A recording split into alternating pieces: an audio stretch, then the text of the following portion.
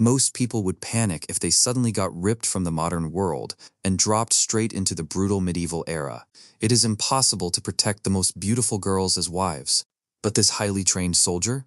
He looked at their terrible defense tactics, lack of basic sanitation, and absolutely bland food, and realized his 21st century brain was basically a cheat code. By introducing basic modern engineering, actual military strategies, and unlimited meals that don't taste like dirt, he doesn't just survive.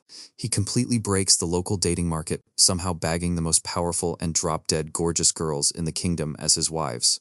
Seriously, who knew that knowing how to purify water and build a proper trench was the ultimate riz? Here is how one modern soldier turned the Dark Ages into his. A weathered man named Edgar, his dirty complexion twisted in a snarl, glares forward with absolute fury. His bulbous red nose and deeply furrowed brow reflect a bitter, unrestrained rage. Standing inside his cramped, rustic mud brick hut, Edgar aggressively points a finger directly at Diana's forehead, screaming at her. Diana, wearing simple, rustic robes with her hair tied up, shrinks back, her face filled with deep sorrow and fear. Crushed by her uncle's anger, Diana leans heavily against the cracked mud wall, staring down at the dirt floor in absolute dejection. Edgar paces the messy room, clutching a clay wine gourd and shouting in frustration at the lack of food in the house. Diana looks up in sheer shock, tears welling in her eyes as she notices the harsh marks of poverty and abuse on her pale face. She lowers her gaze, her shock fading into a quiet, resigned sadness, knowing there is no escaping her uncle's cruelty. Furious that she brought home a half-dead stranger instead of fetching water, Edgar raises his hand high, preparing to strike her down. The blow lands heavily, leaving a trail of blood dripping from the corner of Diana's mouth as she weeps silently, enduring the pain. Edgar grabs her arm roughly, leaning in to threaten her that if she does not strip the stranger's clothes to sell, he will sell her to a brothel. Panic-stricken and weeping, Diana breaks free and runs out of the room, fleeing across the dirt courtyard of their thatched home. She rushes into the adjacent room, desperate for safety, and presses herself against the heavy wooden door to slide the bolt locked as her uncle pounds on it from the outside. Inside the quiet room, Diana looks down with deep concern at the unconscious young man lying on the straw bed, clad in unusual modern blue camouflage gear. She kneels beside him, her eyes filled with worry and silent apologies as she prepares to remove his vest to appease her uncle. As her hands reach for his tactical gear, the stranger's eyes suddenly flutter, open, disoriented, but awake. Startled by his sudden movement, Diana gasps and recoils, falling backward onto the dusty floor. The young man sits up, his sharp, handsome face framed by a black headband, his intense gaze immediately scanning the room. Diana looks back at him, utterly intimidated by his powerful, commanding presence. They stare at each other in silence, the modern warrior sitting on the ancient straw bed, while the young woman cowers on the floor. Knowing she must appease her uncle to keep the peace, Diana eventually gathers the stranger's camouflage jacket and stands by the door. Outside, Edgar inspects the high-quality modern garment with a greedy, calculating grin, pleased with the unexpected treasure. Meanwhile, the stranger lies back down on the straw mat, staring at the ceiling, as he tries to process his bizarre new reality. He looks around the simple, empty room, taking in the ancient wooden vanity, the dark wardrobe, and the rustic double doors. Stripped down to his white tank top, the young man sits up, his heavily muscled physique fully exposed as he braces for whatever comes next. The wooden door creaks open, and Diana enters modestly, carrying a basin of steaming hot water. The young man squints, his expression hardening as he warily observes her every movement. Tension fills the space between them as they lock eyes, his stern demeanor contrasting with her fearful curiosity. Sitting on the edge of the bed, he breaks the silence, asking her where they are, in a cold, direct tone. Diana stands quietly before him, keeping her distance as she prepares to explain. She softly tells him that they are in Stonehaven Village and that she rescued him from the freezing snow.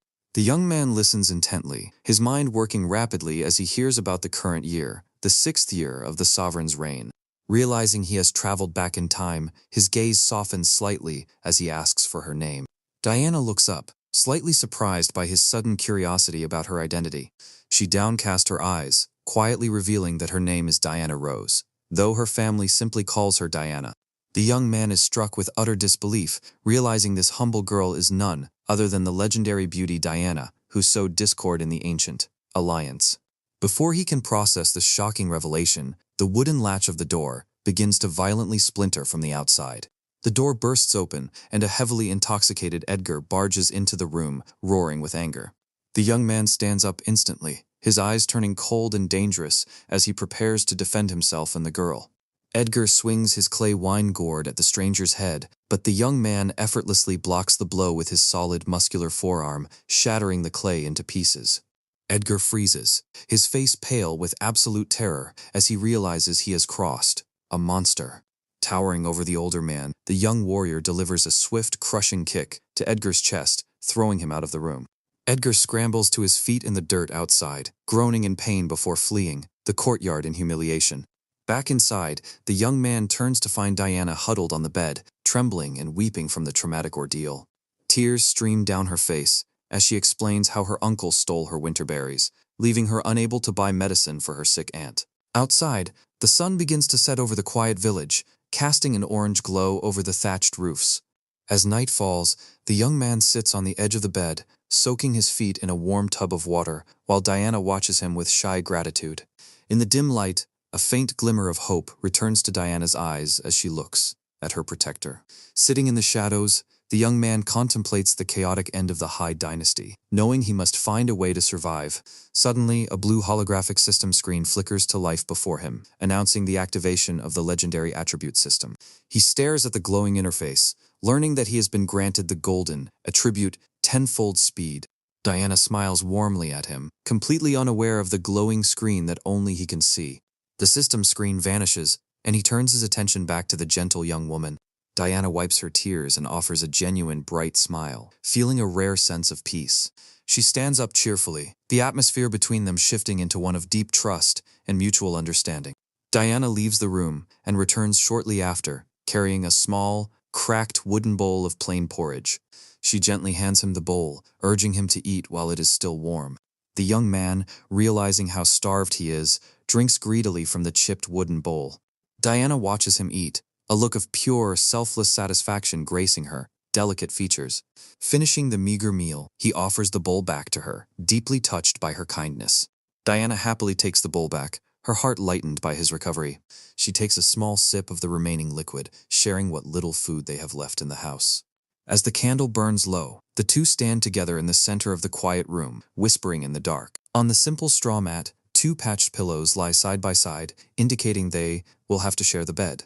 Diana blushes furiously, her hands raised in embarrassment at the thought of sleeping next to him. Seeing her hesitation, he gently assures her that he is a man of honor and will not cross any boundaries, prompting her to nod shyly. Diana lies down and closes her eyes, pretending to sleep while her heart races in the quiet room. They lie side by side with a clear space between them, the young man staring at the ceiling as they both remain awake in the dark. After a while, Diana turns her head slightly, studying his handsome sleeping face with growing curiosity. A soft, beautiful smile plays on her lips, her cheeks flushed pink in the pale moonlight. She looks away, her heart filled with a warmth she hasn't felt in a very long time. The next morning, bright sunlight floods the peaceful courtyard as Diana makes her way to the kitchen area. Searching the straw nests, she is overjoyed to discover a single fresh egg, a rare and valuable find. She steps into the rustic kitchen, though a sudden sharp pain in her stomach makes her wince momentarily. Shrugging off the pain, she carefully cooks the egg in a pot of boiling water, smiling as she prepares a nutritious meal for her savior. Back in the bedroom, the morning sun begins to wake the young man as he stirs. Beneath a simple gray blanket, he sits up and rubs his head, feeling refreshed and wondering how he managed to sleep so deeply. The door opens, and Diana enters with a bright, welcoming smile, carrying a wooden bowl. He looks up at her, a genuine smile finally gracing his face, deeply moved by her constant care.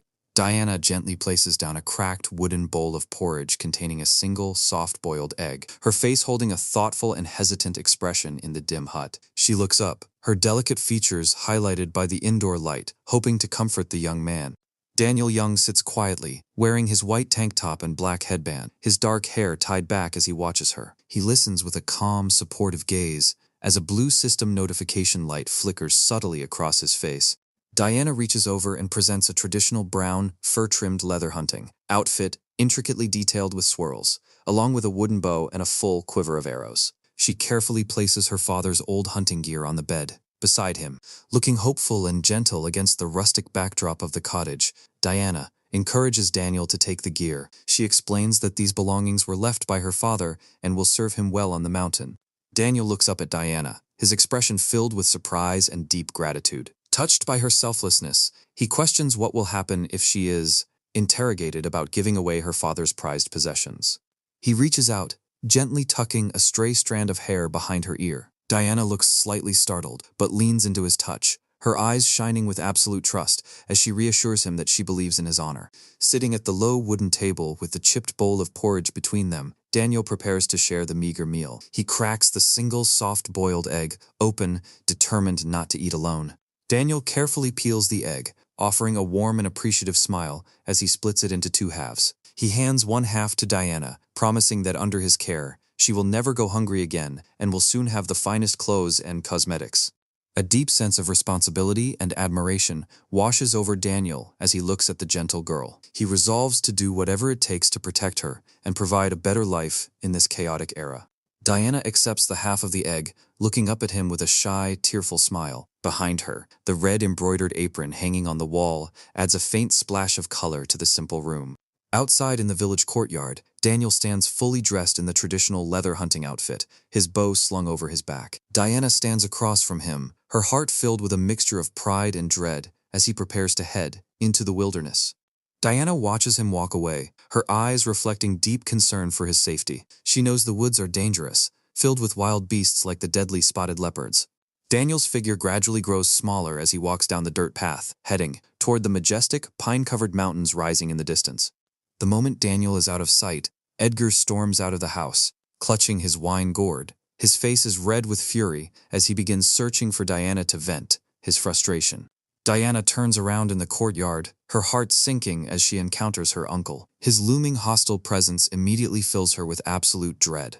Edgar aggressively grabs her slender wrist, his weathered face twisted in malice, as his bulbous red nose flares with anger. He demands to know where the other egg went, accusing her of wasting their food. Diana looks down at her captured wrist in pain, feeling incredibly small and vulnerable under his rough, bruising grip. Edgar shouts at her in the middle of the courtyard, gesturing wildly with his free hand, while still clutching his wine gourd. Furious at her silence, he delivers a heavy slap that sends her reeling. Diana stands quietly, weeping as her uncle continues his verbal tirade, demanding to know what happened to their rice, the eggs, and the stranger's military uniform. Edgar stomps over to a pile of brushwood, picking up a thick, flexible branch and pointing it at her in a highly threatening manner. He brandishes the heavy stick, shouting that he will beat her to death and sell her to a brothel for alcohol money. Diana stands her ground, keeping her head low to endure the abuse. Tears stream down Diana's face, her eyes red-rimmed from the emotional toll of her uncle's constant threats and violence. Edgar raises the stick high over his head, about to deliver a brutal strike. Diana winces and shields her face, bracing herself for the painful impact. Suddenly, a weak, coughing voice from inside the house calls out Edgar's name. Frustrated, the uncle lowers the branch with a sigh and walks away, leaving Diana alone. Diana wipes her tears and quickly enters the house, her face pale with worry as she heads into her aunt's dimly lit room. She rushes to the bedside of her frail, elderly aunt, placing her hand gently on the sick woman's shoulder with deep affection and concern. The aunt reaches up a trembling, weathered hand to touch Diana's cheek, expressing deep sorrow for being a burden, while Diana tearfully reassures her. Sitting by the bed as dust motes dance in the sunlight filtering through the window, Diana listens as her weak aunt asks about the stranger she saved. Diana's expression softens into a solemn, admiring smile as she describes Daniel as a good person who has gone to hunt to buy medicine for her. The aunt slowly reaches under her pillow and retrieves a stunning silver phoenix, hairpin, adorned with a red gemstone and a teal tassel, pressing it into Diana's hands. Looking up with watery eyes, the aunt explains that this heirloom is Diana's dowry from her mother, urging her to take it and escape with Daniel. Diana weeps openly, clutching her aunt's hand and the precious hairpin, promising that she will never abandon her. Outside, Edgar peeks through a crack in the wooden slats, a greedy, predatory grin spreading across his face as he spots the valuable silver heirloom. Meanwhile, Daniel reaches the edge of the mountains, standing focused and determined before a massive stone archway. He grips his bow, ready to test the limits of his new legendary attributes. Scanning the snowy forest, Daniel's profile is that of a disciplined soldier, his eyes sharp as he searches for his first prey. He walks deeper into the dense pine forest, where rays of sunlight stream through the towering trees, ready to claim his first success. Moving swiftly, Daniel draws his bow as a rabbit bolts, the golden attribute, tenfold speed triggers, granting him instant archery mastery as his arrow strikes the target with flawless precision. Daniel looks down at his kill, a confident smile touching his lips as his skill rapidly upgrades to the level of a master archer. Deep in the damp, mossy forest, a small orange fox darts through the gnarled trees, unaware of the hunter. Daniel raises his bow, narrowing his eyes in intense focus as he aims, specifically for the fox's eye to keep its valuable pelt undamaged. He releases the arrow, and the fox drops dead instantly. The clean shot, leaving the beautiful orange fur completely pristine. Back near the village, Edgar sits lazily at the base of a large blooming cherry blossom tree, taking a deep drink from his wine gourd. He looks up suddenly, his relaxed expression shifting to alertness as he hears footsteps approaching through the drifting pink petals. Master Miller, dressed in fine red and brown silk robes, arrives accompanied by two stern, armed guards clad in dark brown. Edgar scrambles to his feet, bowing obsequiously with a wide, groveling grin as he recognizes the wealthy man's high status. The two men stand beneath the massive tree, Edgar eagerly trying to make a deal, while Master Miller looks down at him with an air of superiority. Master Miller unrolls a parchment scroll, revealing a beautifully painted portrait of a young woman who resembles Diana. Edgar stares at the painting, a wide, greedy grin spreading across his face as he realizes the immense profit he can make. Master Miller speaks with a calculating look, explaining that his dance troupe is in need of a beautiful young woman. Under the vibrant pink blossoms of the cherry tree, a dark, transactional conversation begins to unfold, deciding a young girl's fate. Edgar gestures excitedly, exaggerating Diana's beauty and worth in an attempt to drive the price as high as possible. Master Miller and his guards watch the desperate gambler, Miller offering a faint, smug smile as he maintains total control over the negotiation. Sweat beads on Edgar's brow as his face twists with desperation and absolute greed, knowing he is on the verge of a life-changing sum. Edgar quickly suggests that Diana is away in the city today, promising Master Miller that she will be ready for him in a couple of days. One of the guards steps forward, holding out a contract scroll for Diana's servitude as Master Miller gestures for Edgar to sign. Master Miller hands Edgar the contract and a heavy jingling string of copper coins to finalize the agreement. Edgar stares down at the heavy coins in his hands, his eyes wide with ecstatic, unremorseful greed. He laughs and shouts with joy, holding his ill-gotten wealth up to the sky, beneath the beautiful blooming cherry blossom tree. Clutching the Edgar walks down the sunlit village road, his face lit up with a joyful, drunken expression. Slinging the heavy string of copper coins over his shoulder, he laughs to himself, eager to spend his new wealth on wine.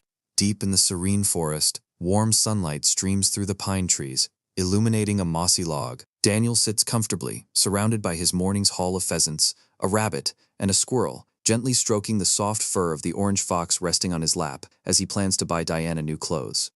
Suddenly, the quiet of the forest is broken, and Daniel's ears twitch. He turns alertly, his gaze narrowing as he senses a massive presence hiding nearby in the misty, ancient woods. High above on a thick, mossy branch, a massive spotted leopard crouches, its eyes glowing with a fierce orange light as it snarls, preparing to lunge at the intruder. With absolute focus, Daniel draws his bow, aiming carefully for the leopard's mouth or eye to avoid damaging the valuable spotted pelt. The leopard leaps through the air with bared fangs, but Daniel calmly releases two swift arrows that fly straight and true, piercing the beast's head mid-flight. The massive predator crashes dead onto the forest floor, completely unblemished by the precise kill as the morning sun filters through the canopy. Slinging his bow over his shoulder, Daniel walks through the lush, fern-filled forest, carrying his smaller game at his belt while contemplating his quiet life with Diana. He easily hoists the enormous spotted leopard over his shoulders, walking with effortless grace despite the legendary weight of his entire day's haul. With a steady and determined expression, Daniel makes his way back, the leopard's spotted head hanging over his shoulder as he vows to keep Diana safe from a harsh fate. Back at Stonehaven Village, the late afternoon sun casts long shadows across the courtyard, where steam rises from a large ceramic water jar with a wooden lid. Diana stands by the steaming pot, searching the village entrance with an anxious, longing expression, praying for Daniel's safe return before nightfall. Suddenly, Toby, wearing his bright yellow headband, comes running into the courtyard, waving his arms in sheer excitement. Diana's face fills with surprise and immense relief as Toby breathlessly informs her that a hunter has been spotted approaching with a massive beast. She immediately runs toward the Stonehaven village gate under a brilliant orange sunset, where a large crowd of curious villagers has already begun to gather. Daniel walks through the gate, carrying the giant leopard, leaving the gathered villagers standing in complete, wide-mouthed shock at the unprecedented feat. Disbelief sweeps through the crowd as the villagers stare in amazement, gossiping about his incredible strength and the flawless condition of the fox pelt. Daniel adjusts the orange fox hanging from his belt, his eyes searching the crowd until he finally spots a familiar face. Surrounded by the amazed villagers, Diana's face lights up with a proud, joyful smile as she calls out his name. Daniel raises his hand to wave, offering her a warm, confident smile that instantly transforms him from a mysterious stranger to a village hero. Diana gazes directly at him, her eyes shimmering with pride and affection, completely ignoring the blurred crowd around them. Later that evening, a warm, domestic peace fills the courtyard as Daniel sits at a wooden table, skillfully carving the leopard meat while Diana tends the stone stove. A group of villagers gathers at the bamboo fence, carrying baskets and watching the young man's expert knife skills with deep admiration. Daniel remains focused on providing perfect cuts, quietly explaining to Diana that sharing the meat is the best way to thank the neighbors who supported her. Under the warm glow of the sunset, Daniel and Diana stand together in the courtyard, welcoming the grateful villagers inside to share in their bounty. The village children and women look over the fence with admiring, curious eyes, fascinated by the capable newcomer. Daniel steps forward and hands a generous plate of fresh meat to Toby, who looks up at him with pure hero worship. Toby's mouth hangs open in surprise at the hunter's generosity, eagerly asking if he can learn how to hunt. Daniel smiles warmly and gently pats the young boy on the head, promising to teach him when the time is right. The other village boys quickly crowd around him, looking up at the towering warrior as if he were a living legend. Grateful chatter fills the yard as the village men happily accept the plates of meat, praising Daniel's character. Inside the quiet hut, lit by a single warm candle, Diana gently feeds her weak aunt a bowl of hot soup while Daniel sits quietly at the table.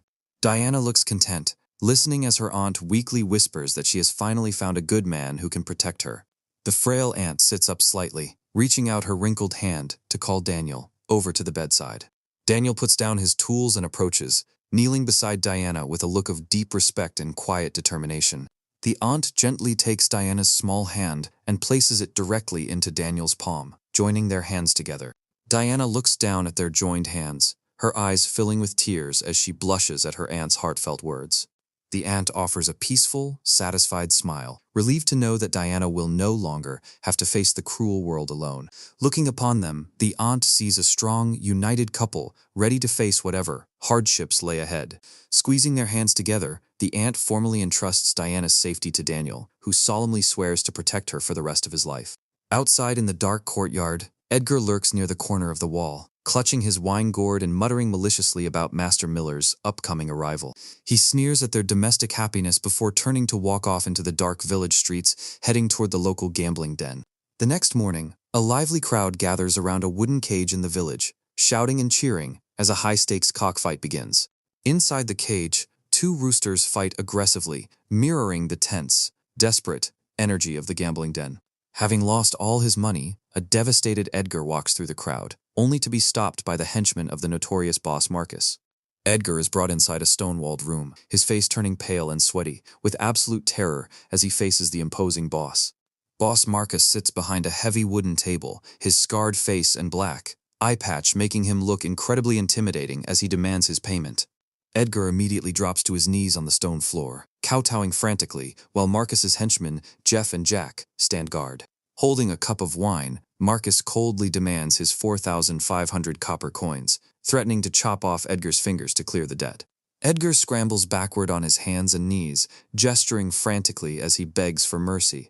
Marcus leans forward, his voice turning even more menacing as he threatens to rip out Edgar's tongue if he continues to make excuses. A tight close-up of Edgar's face reveals absolute horror as he realizes his life is on the line. Jeff and Jack simultaneously draw their heavy iron sabers, identical malicious grins spreading across their faces. The cold iron blades are pointed directly at Edgar's throat as he cringes on the floor, his wine gourd lying forgotten beside him. Marcus remains calmly seated, sipping his wine while his men ruthlessly terrify the cowering debtor. Desperate to save himself, Edgar points frantically toward the door, blurting out that Master Miller has offered a gold piece to buy his beautiful niece, Diana. Marcus pauses, bringing the bowl of wine to his lips as his single eye fixes on Edgar, calculating the value of this news. He realizes that if he acts first and captures Diana, he can easily extort the wealth from the prestigious Montgomery family. Edgar looks up, wide-eyed and pleading, completely at the mercy of the ruthless gang boss. Marcus sets down his bowl, looking down at the table as he decides to draft a new agreement to secure his prize. Edgar looks down at the contract placed before him, realizing his niece has just been turned into a bargaining chip. With no other choice, Edgar presses his bloody thumbprint onto the scroll, finalizing the dark deal with boss Marcus. Marcus offers a satisfied, dangerous smile, pleased with the prospect of capturing the legendary beauty. Jeff and Jack bring their hands together in a formal salute, ready to execute their boss's orders. The scene shifts to a bustling city street under the bright sun, filled with active market stalls, colorful banners, and passing crowds. Daniel and Diana walk close together through the busy market. Daniel and Diana stand together in the bustling city marketplace under the bright sun. Surrounded by wooden storefronts, they stand behind their display of high-quality animal pelts, including the prominent spotted leopard skin, talking softly to one another. Daniel reaches out, affectionately patting Diana on the head with a soft, caring smile. Diana looks up at him with a shy, happy expression, telling him she only wants his safety and has no need for expensive clothes or cosmetics. The busy street suddenly parts as a squad of high-ranking soldiers in heavy red and silver-scale armor marches forward. Behind them walk Mr. Richard, dressed in deep blue scholar robes, and Lady Clara, in an elegant white silk gown, discussing a suitable birthday gift for Clara's father. Clara looks curiously at the surrounding market stalls as she walks beside Mr. Richard, adorned with delicate silver flower hairpins and a pearl necklace. Mr. Richard listens with a calm, intellectual expression, stroking his thin goatee thoughtfully as they pass traditional jars and wealthy storefronts. Flanked closely by their armored guards, Clara and Mr. Richard continue their stroll, her noble white gown standing out drastically against the simple attire of the common citizens. Mr. Richard stops and points forward with authority, drawing Clara's attention toward Daniel's stall. Clara looks in the direction of the furs with a slight expression of surprise. Behind his wooden table, Daniel stands calm and disciplined, waiting patiently, alongside his display of gray squirrel, fox, and spotted leopard pelts. Mr. Richard approaches the stall, leaning in to carefully inspect the pristine leopard skin, while Diana stands modestly behind Daniel, observing the wealthy customers. Daniel gestures toward the vibrant leopard skin, explaining its exceptional quality to Clara and Mr. Richard under the warm, golden sunlight. Highly impressed by the flawless skin, Mr. Richard questions Daniel about how he managed to hunt such a beast without leaving a single visible scar. Daniel remains serious and focused, standing beside Diana as they prepare to demonstrate his actual strength to the noble buyers. With an intense, stoic gaze, Daniel listens to Mr. Richard's inquiries, his sharp jawline and commanding presence, commanding respect. Daniel looks down, pulling open the leopard's mouth to point out the tiny arrow, entry wound inside its throat, proving his peerless archery skills. Mr. Richard looks down at the wound, his expression shifting to one of sheer surprise and deep respect for the hunter's incredible technique. Intrigued, Mr. Richard reaches out to touch the vibrant orange fur of one of the fox pelts, asking if they were also hunted in a similar manner. Daniel looks back at Mr. Richard, explaining with quiet confidence that all the foxes were shot cleanly through the eyes to preserve their fur. Mr. Richard uses both hands to feel the exceptional thickness and quality of the orange pelt, completely astounded by the hunter's precision. Daniel points to the other pelts hanging behind him, dismissing the praise by claiming he is just a simple hunter, trying to support the girl beside him. Mr. Richard picks up a fox pelt, observing Daniel with a calculating gaze, recognizing that a man with such rare archery skills is a wasted talent in the mountains. Daniel and Diana stand quietly on the left of the rustic stall, facing the wealthy pair, as Daniel realizes the elegant lady is the true decision-maker. Clara and Mr. Richard turn toward each other to discuss the purchase while their guards stand as an imposing wall in the background. Daniel and Diana watch the noble pair calmly, Daniel keeping a relaxed but ready posture.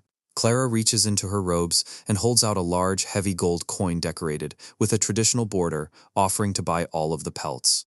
Daniel looks genuinely shocked, his eyes widening as he realizes this single gold piece is worth an absolute fortune. Daniel performs a traditional cupped hand salute to Clara and Mr. Richard, politely declining the excessive amount and stating his pelts are not worth so much. Clara looks at Daniel with intrigue, her stern guards watching closely behind her, as she explains her desire to make a much larger deal. She explains her plan to secure the complete pelts of a tiger, wolf, bear, and leopard for her father's birthday, offering to pay 100 gold pieces for the task. Daniel and Diana stand together, Daniel composed as he calculates that 100 gold pieces could buy enough farmland for them to live securely. Clara looks at Daniel with a soft, appreciative smile, waiting to see if the skilled hunter has the courage to accept her lucrative offer. Daniel accepts the heavy coin, firmly promising to gather the remaining tiger, wolf, and bear pelts within 5 days. An extreme close-up of Daniel's face shows him stunned by this massive stroke of good fortune, realizing their lives are about to change. Holding the large gold coin, Daniel looks toward Clara with a surprised and grateful expression. Daniel professionally folds the pristine leopard skin and hands it over to one of the armored guards. Mr. Richard steps forward and hands a thick beige envelope to Daniel, containing their contact information. Mr. Richard offers a knowing, inviting smile as he hands over the letter, telling Daniel to ask for Mr. Fletcher when he arrives. Daniel looks down at the letter in his hands with a highly serious and intense expression, recognizing the weight of the contract. A confident smile plays on Daniel's lips as he looks up, eager to face this lucrative new challenge. Clara and Mr. Richard turn to leave, Clara casting a lingering gaze back at the capable hunter as her guards follow. Clara smiles warmly, thoroughly pleased with the encounter and her rare new acquisition. Mr. Richard looks back over his shoulder, slightly surprised by the immense, commanding pressure he felt radiating from the young hunter. Mr. Richard performs a deep, respectful bow toward Clara, acknowledging her brilliant decision to invest in such a talented warrior. He looks up thoughtfully, comparing Daniel's powerful aura to that of the legendary Lord Dominic. Clara looks down modestly, maintaining her graceful, noble presence as they walk away. Clara looks at Mr. Richard, discussing her father's struggle to find capable, trustworthy men for his ambitions. A translucent image of Daniel in his hunting gear remains in the back of Mr. Richard's mind, marking the young hunter as a primary target of interest. Back in Stonehaven Village, Boss Marcus's ruthless henchmen, Jeff and Jack, sit waiting to ambush Diana, threatening her bruised uncle. Edgar cowers on his knees in the dirt, terrified as the thugs demand to know where Diana has gone. A heavy boot is pressed hard against Edgar's face, pinning him to the dirt as he frantically begs for mercy, promising she will return soon. Under the bright moonlight, a bull-drawn cart carrying hay slowly enters the village, bearing Daniel and Diana. Diana gasps in horror and climbs down as her bruised uncle rolls onto the path, begging her to save his hands. Diana stands frozen in shock, her hair now styled with her mother's silver phoenix hairpin as she witnesses her uncle's pathetic, bloodied state. Edgar looks up from the ground, his face scuffed with dirt as he desperately pleads with his niece to save his life.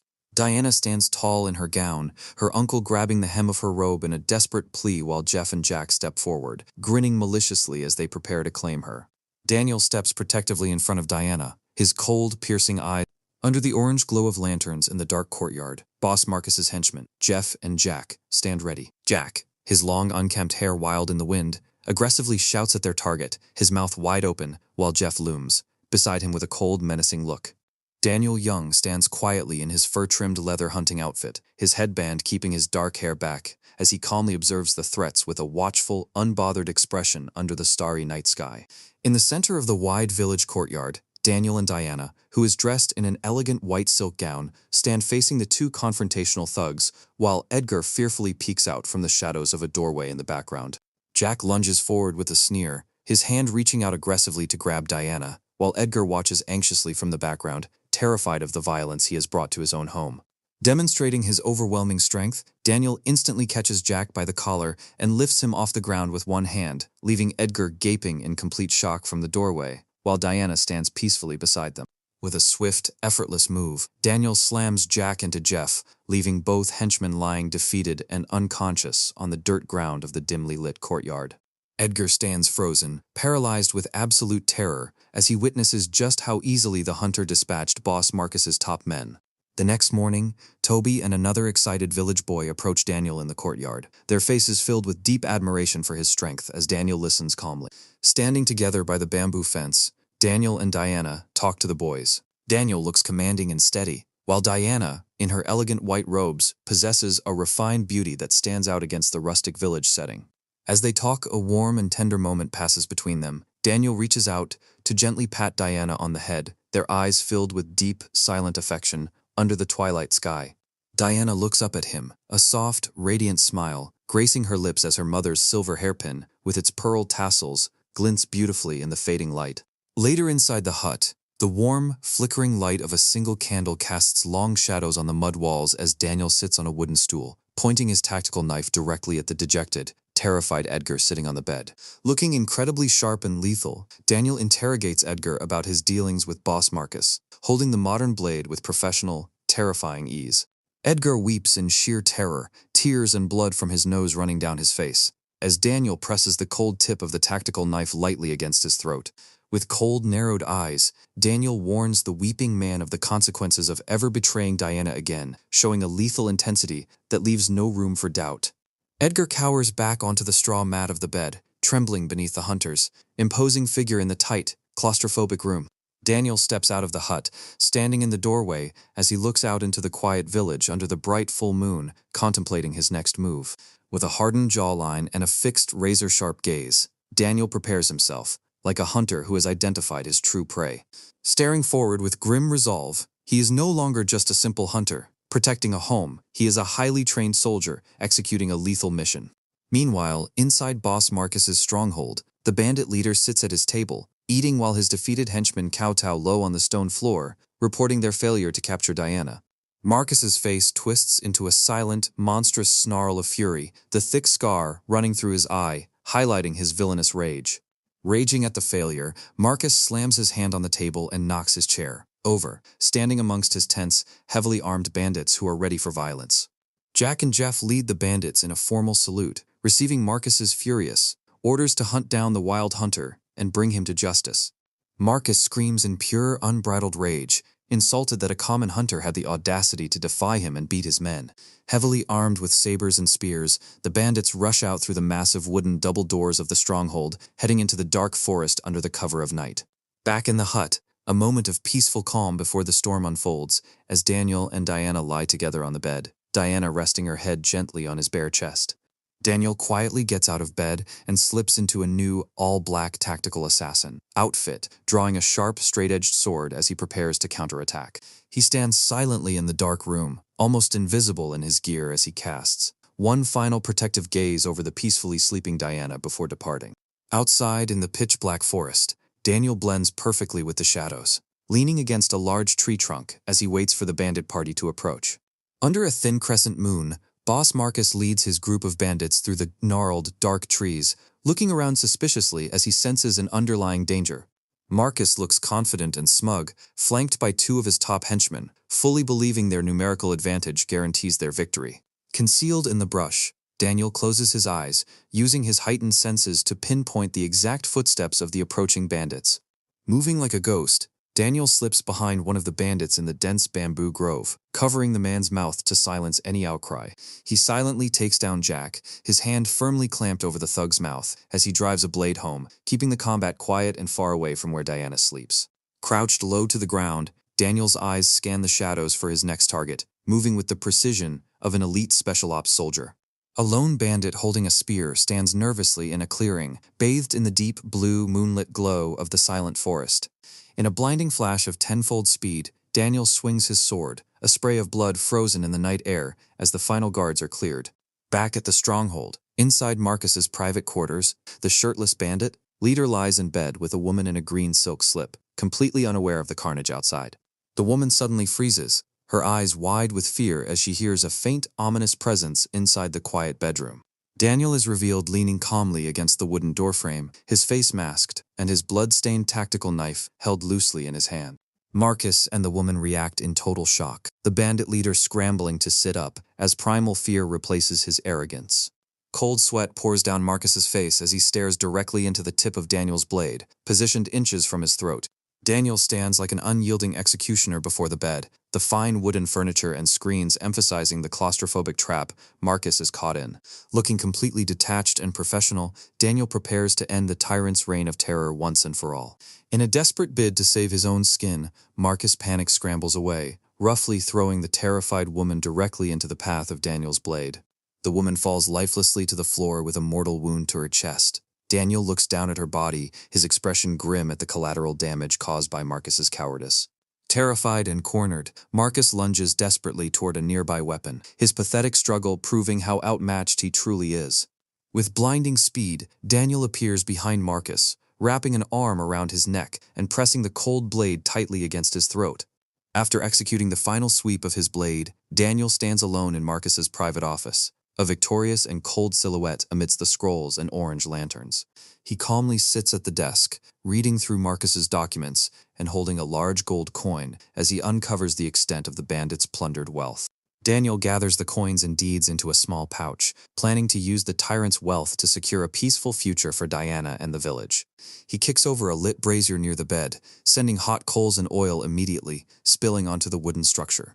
Daniel steps out of the doorway, leaving behind a blazing inferno as the entire bandit stronghold is rapidly engulfed in roaring, purifying flames. The next morning inside the quiet hut, Diana stands over the sleeping, shirtless Daniel, looking down at his exhausted body with deep worry. Realizing the immense risks he took to protect her, Diana suppresses a sob, covering her mouth with her hand as she looks at his scarred, weary frame. Sensing her presence, Daniel Young wakes up inside the rustic hut, shirtless and highly muscular, lying on a simple straw mat bed. He looks up in mild surprise as Diana, dressed in an elegant, gold-embroidered white silk gown with elaborate silver hair, ornaments, leans over him with a soft gaze. In an intimate, quiet moment, Diana leans down and kisses Daniel gently on the lips. Daniel lies back against the pillow, his eyes partially closed, as a red embroidered cloth hangs from the mud brick wall behind them. Immediately following the kiss, Diana pulls back slightly, her cheeks flushed, with a rosy blush as she smiles affectionately down at him, her pearl tassels and jade pins shifting beautifully. Sitting up, Daniel easily sweeps Diana off her feet, carrying her in a comfortable princess carry. He stands shirtless, showcasing his athletic, muscular build while Diana wraps her arms around his neck, looking at him with quiet trust. With a playful, mischievous smile, Daniel carries her toward the bed, his broad back and dark ponytail prominent in the dim room, surrounded by simple jars and hanging clothes. Outside, a red-combed rooster and an orange hen are nestled together, sleeping peacefully under a small yellow blanket in their wooden nesting box, reflecting the growing warmth in the household. At the edge of the village, several men work to clear charred wood and smoldering debris from the ruins of Boss Marcus's partially burned down stone and wood building. Inside the ruins, Mr. Richard kneels to inspect one of the covered bodies, his face etched with grim focus as the local warden and other villagers look on with concern. Discussing the mysterious destruction of the bandit hideout, Mr. Richard speaks in a low tone with the worried village elder, noting the fatal, clean slit-throat wounds on the victims. Mr. Richard stands in the center of the ruins, speaking with authority as he decides to rule the incident as a bandit robbery to avoid unnecessary complications, while Toby and others listen quietly. Meanwhile, Daniel and Diana stand together in the village courtyard, Daniel back, in his fur-trimmed hunting outfit, while Diana, in her elegant white gown, looks up at him with a mixture of sadness and longing. Daniel looks down at her with a gentle, supportive expression, his hand resting near her face as he prepares to head back into the mountains for another hunt, to gather the remaining pelts. Standing tall and prepared for travel, Daniel bids the village elder and community members farewell, the evening sun casting long golden shadows across the dirt road. Deep in the forest, Daniel's lethal efficiency is on full display. A large grizzly brown bear, a gray wolf, a red fox, a rabbit, and a squirrel lie dead on the grass.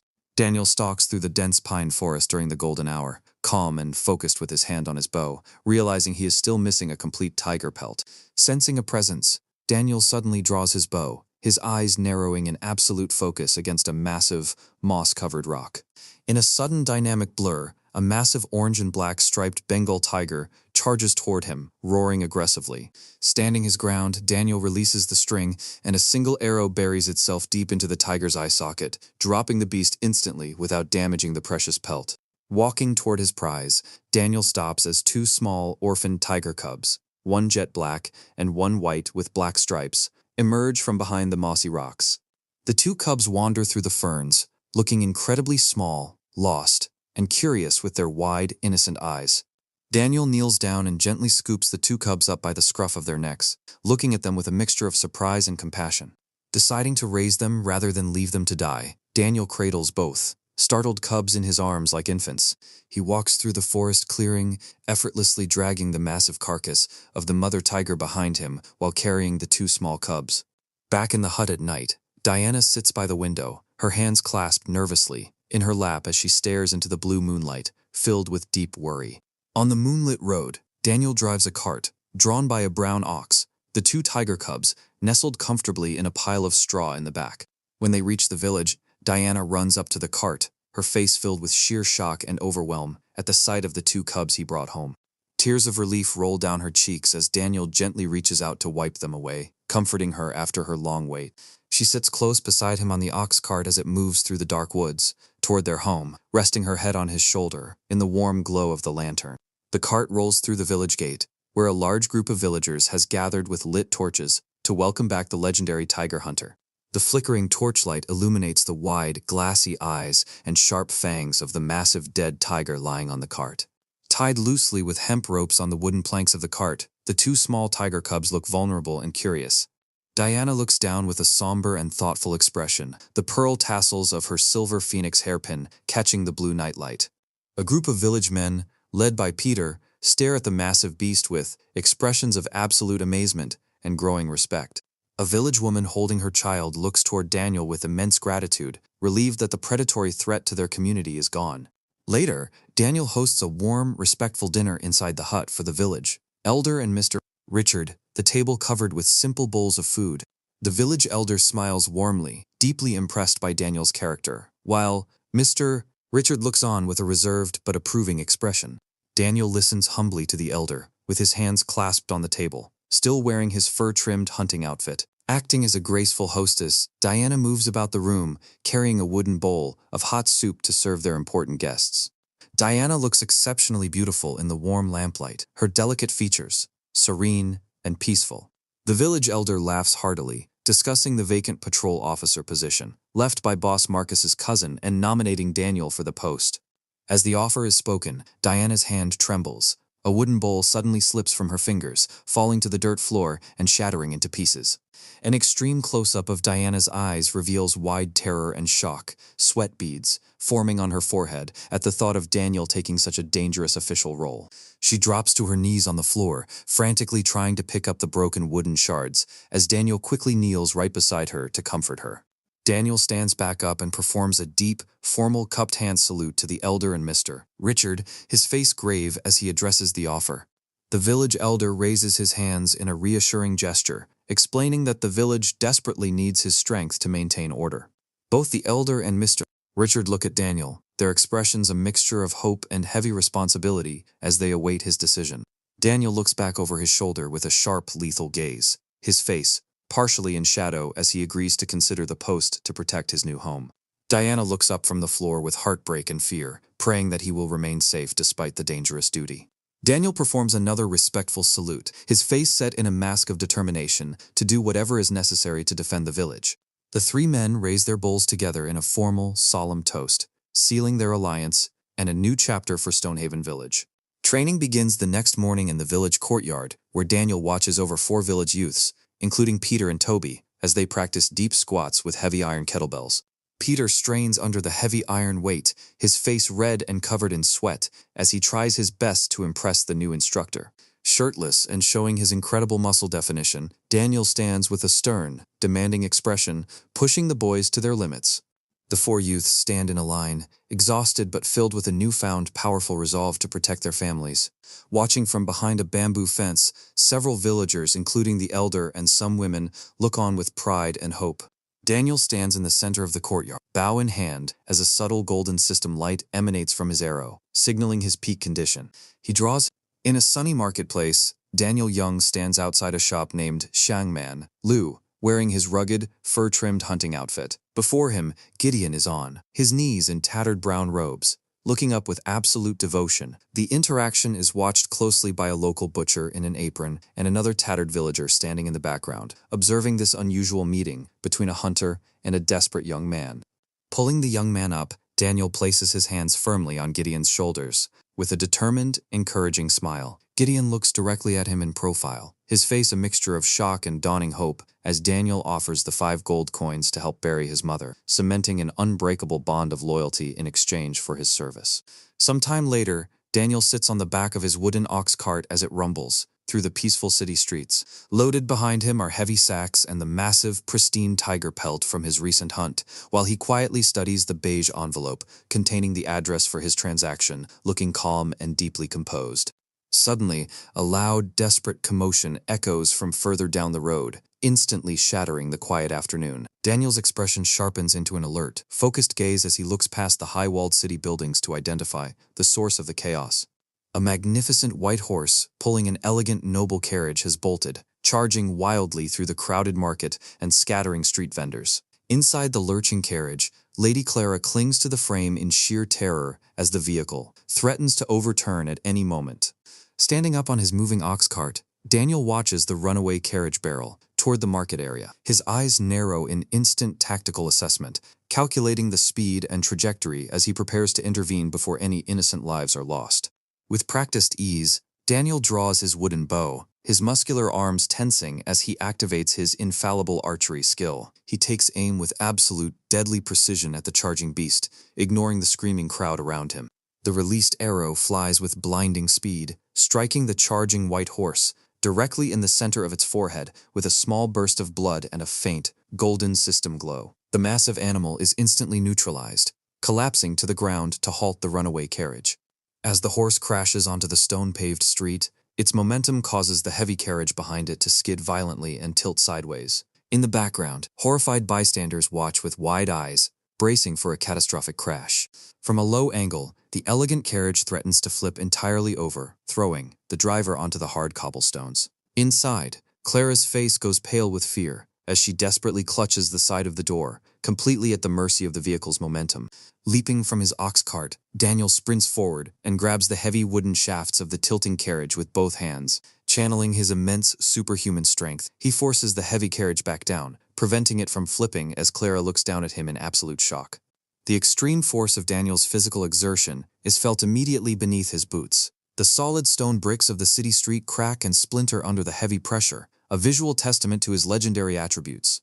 Once the carriage is brought to a complete halt, Daniel holds it steady with one hand, while the neutralized horse lies on the ground before them. Clara sits inside, looking at her savior with wide-eyed wonder, while the fallen driver slowly begins to pick himself up in the background. The surrounding crowd of city residents, including an elderly man and a woman, clutching her child, stare at Daniel with their mouths open in total disbelief. None of them have ever witnessed a single man halt a charging carriage with his bare hands. Calm and entirely unbothered by his own superhuman display, Daniel looks down and casually adjusts his leather arm guards. While he remains stoic, an official watches him suspiciously from the background, noting his unusual strength. Stepping closer to the carriage door, Daniel extends his hand toward Clara to help her step down. He maintains a polite, professional distance, showing no arrogance despite his heroic intervention. Looking at his offered hand, Clara's eyes shimmer with an intense captivation. Her refined face, framed by elegant hair ornaments and pearl earrings, reflects a deep curiosity for this mysterious hunter. Under the warm, golden light of the late afternoon sun, Daniel addresses Clara with a gentle, reassuring smile, asking if she is unharmed and offering to escort her safely. The scene shifts to Daniel preparing to return home, loading the remaining sacks onto his ox cart. Diana, wearing her elegant white silk gown, is already seated, comfortably on the cart, waiting for them to begin their journey back to Stonehaven Village. Sitting on the cart, Diana looks forward with a serene and graceful expression. The high-quality noble clothing Daniel purchased for her with his hunting earnings perfectly enhances her breathtaking beauty. As the ox cart begins its slow crawl away from the city gates, Daniel casts a serious, contemplative look backward, perhaps reflecting on the influential connections he has forged today. Traveling along the quiet road, Daniel and Diana sit close together, talking in hushed, intimate tones. Daniel finally looks relaxed, while Diana gazes at him with a soft, affectionate expression that shows how cohesive they have become as a couple. Diana's face is illuminated by a faint, beautiful smile and a warm, loving glow in her eyes. Her gaze signifies a rapidly growing sense of love and absolute security in Daniel's presence. She speaks to him with an animated and happy expression, sharing her thoughts about the day's events and the peaceful future they are building together in Stonehaven. Daniel looks back at her with wide, surprised eyes, caught off guard by an unexpected or deeply insightful remark she has just made. As the cart continues its slow journey under a sunset painted in warm oranges and purples, the two lean closer until their faces are only inches apart, a strong wave of romantic tension filling the air. In an extreme close-up, Diana looks at her husband with a soft, expectant gaze, while Daniel's hand gently reaches up to brush a loose lock of hair away from her temple. Breaking the intimate moment, Diana reaches over to pull a thick, protective brown cloth over the massive tiger pelt on the cart, carefully concealing their highly valuable haul from any prying eyes, as the road grows isolated. The vibrant orange and black stripes of the hidden tiger pelt represent a fortune in raw wealth, a constant reminder of Daniel's incredible hunting, prowess, and the targets it might bring. Her expression turns serious as she looks back at Daniel, quietly warning him to stay vigilant as they approach the outskirts of the village. Daniel's gaze immediately hardens as he transitions back into his focused soldier mode, looking straight ahead with the covered tiger pelt resting securely behind his head. A tight focus on the elegant white silk fabric of Diana's dress highlights its fine texture, serving as a stark, luxurious contrast against the rough, splintered wood of the traveling cart. Turning back to Diana, Daniel speaks with a calm, reassuring confidence, promising her that no matter what dangers lie ahead, he will always keep her safe. Diana gazes at him with a mixture of deep admiration and a lingering sense of worry, fully aware that a man of his exceptional abilities will inevitably draw the attention of powerful and dangerous factions. Daniel holds up a single finger, emphasizing a specific, solemn promise to her, with an intense, unwavering focus. Diana remains quiet, her eyes reflective and slightly melancholic, as she ponders the incredible turning points in her life since she first rescued Daniel from the freezing snow. Daniel's expression becomes entirely lethal. His sharp eyes scanned across the surrounding landscape, prepared to handle any potential ambush that might await them. Looking down with a hint of sadness, Diana watches the shadows lengthen around them as the warm sunlight fades into a darker, dramatic evening hue. In a sharp profile shot, Diana looks out over the vast, quiet landscape, her silhouette framed beautifully against the fading brilliant orange and purple sky. A brief, stylized transition reveals three armed horsemen riding through a vast, golden field of tall grass toward the distant mountains, hinting at the broader, chaotic world and conflicts brewing beyond their small village. The horsemen halt, sharing a moment of rest as they drink from wine gourds, while a young girl in a bright red dress claps her hands happily in the foreground, a glimpse of the simple, peaceful life Daniel hopes to secure for his own home. Back on the cart, Diana sits amongst the loaded sacks, looking out at the city, gates as they pass through. Even on a simple wooden cart, her posture remains remarkably thoughtful and regal. In a medium shot, Daniel drives the ox cart with quiet determination. He is the absolute picture of a rugged hunter, his fur collar and dark ponytail rustling slightly in the evening breeze. The ox cart slowly makes its way down a quiet, traditional city street lined with red-doored houses and bare trees casting long, soft shadows across the cobblestones in the fading light. Daniel turns his head to speak with Diana, their conversation turning toward their next strategic steps for securing the house and organizing the village, youths. Gesturing toward the sprawling city they are leaving behind, Daniel explains the shifting political climate and the potential risks of the influential people they encountered. Sitting side by side on the cart, they look less like humble villagers and more like a noble couple, their refined appearances far removed from the simple lives they used to lead. A close-up of Daniel reveals a grim, highly focused expression, indicating his mind is already preparing for the inevitable conflicts that a chaotic world will bring to their doorstep. Exhausted from the physical and mental demands of the day, Daniel finally leans back against the wooden frame of the cart, letting his eyes fall half-closed for a rare moment of rest. With his eyes closed and his face showing a trace of weariness, the legendary hero is humanized, showing that even with his massive attributes, the burden of protecting his family takes a physical toll. In a sudden dramatic shift of setting, Diana is seen standing in the center of a grand, dimly lit hall, where several officials and servants in blue robes perform a deep, respectful kowtow before her, leaving her looking surprised and overwhelmed by this unexpected display of royalty. Left alone in the massive, quiet room, beams of brilliant moonlight cut through the wooden windows to illuminate Diana. She stands there peerlessly beautiful. Inside the busy city marketplace, Daniel Young stands in his fur-trimmed hunting outfit near a shop named Shangman Lu. Before him, Gideon is kneeling on the stone street in tattered brown robes, looking up with immense respect and devotion. A butcher in an apron and another villager stand in the background, quietly observing the intense interaction between the two men. Daniel reaches down, grabbing Gideon by his shoulders and pulling him to his feet with a joyful laugh. Daniel has an encouraging, determined smile, while Gideon looks at him with a mix of shock and dawning hope, cementing a lifelong bond of loyalty as Daniel offers to support him. Daniel is sitting on the back of his wooden ox cart, which is loaded with large sacks and his massive tiger pelt. He holds the beige envelope containing his target address, looking thoughtful and composed as the cart moves through the sunlit city. In a medium shot, Daniel's expression instantly sharpens as a sudden, loud commotion erupts in the street ahead. The high-walled buildings of the city rise, under a clear blue sky, framing the oncoming danger. A white horse pulling an elegant noble carriage has bolted, charging dangerously through the crowded market and scattering pedestrians. Inside, Lady Clara of the Montgomery family clutches the frame in terror as the carriage lurches violently. Daniel stands up on his ox cart, watching the runaway carriage approach with an expression of instant tactical assessment. His modern combat instincts kick in as he prepares to intervene. Drawing his bow with practiced ease, Daniel aims with absolute precision at the charging white horse. His muscular arms and focused gaze emphasize his newly mastered infallible archery skill. With a graphic thud, his arrow strikes the white horse directly in the center of its forehead. A small burst of blood and a golden system glow appear at the impact point, indicating a lethal, precise hit. The white horse collapses onto the stone-paved street, its mouth agape and eyes rolling back. The carriage behind it begins to skid and tilt violently, while bystanders in the background watch in horror.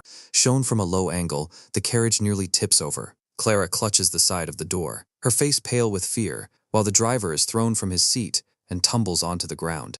Daniel leaps from his ox cart and grabs the heavy wooden shafts of the carriage, using his immense strength to keep the heavy vehicle from flipping over. Clara looks down at him from the open door in absolute shock.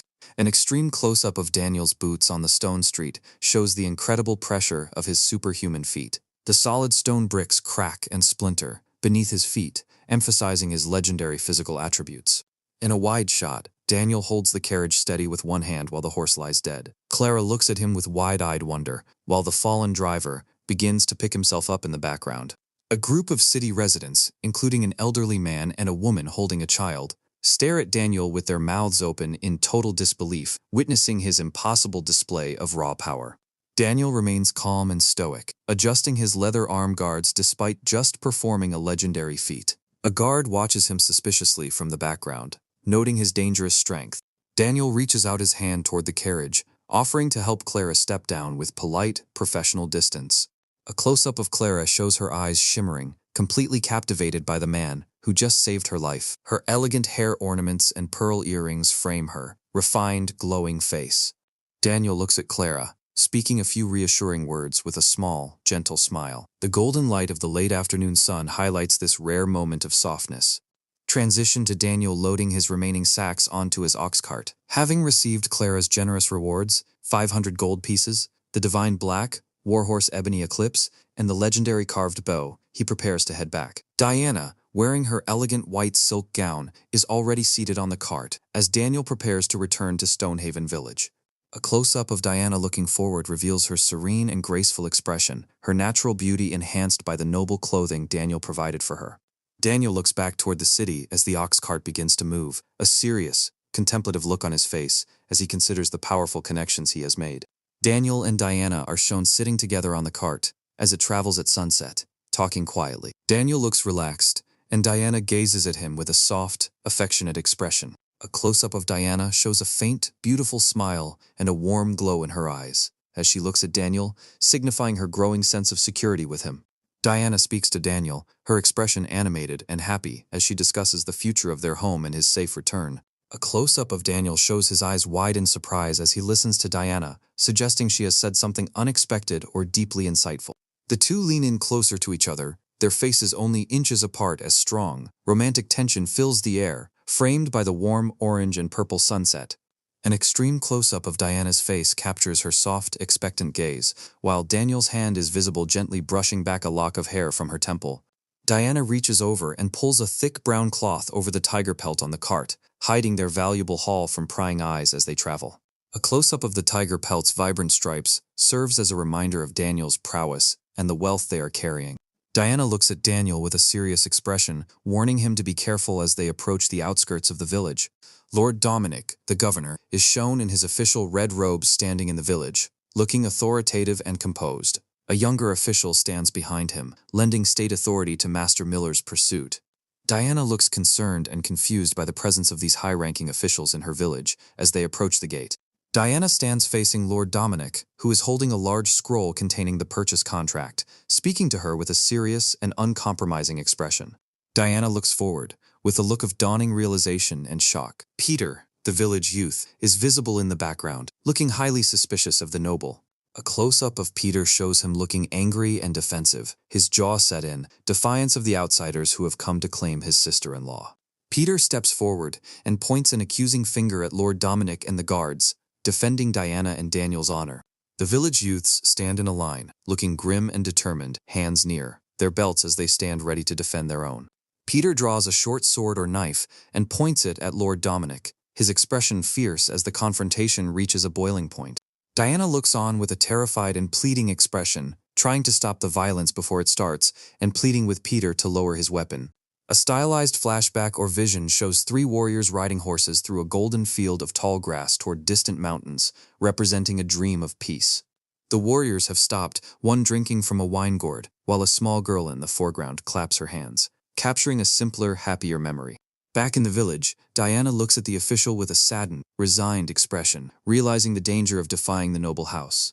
Daniel looks on from his cart, watching the confrontation with a cold, tactical gaze, calculating his next move. A wide shot of the village street shows the ox cart parked nearby, and Diana stands at the fence, looking away as the tension in the village reaches a breaking point. Inside the hut, Edgar, the uncle, has his hands on his head, looking like he is losing his mind with fear and greed. A supernatural or visionary shot shows Diana's face glowing in a blinding white light, her eyes closed, suggesting a moment of divine revelation or the system affecting her. Diana is shown crying, her face streaked with tears, devastated by a terrible choice she must make to protect those she loves. Edgar sits on the edge of the bed in the hut, looking absolutely terrified of the consequences. A close-up of Diana shows her weeping silently, her elegant hair ornaments the only sign of her noble potential. Edgar looks at Diana and speaks with a desperate, shaky voice, trying to justify selling her for a gold coin.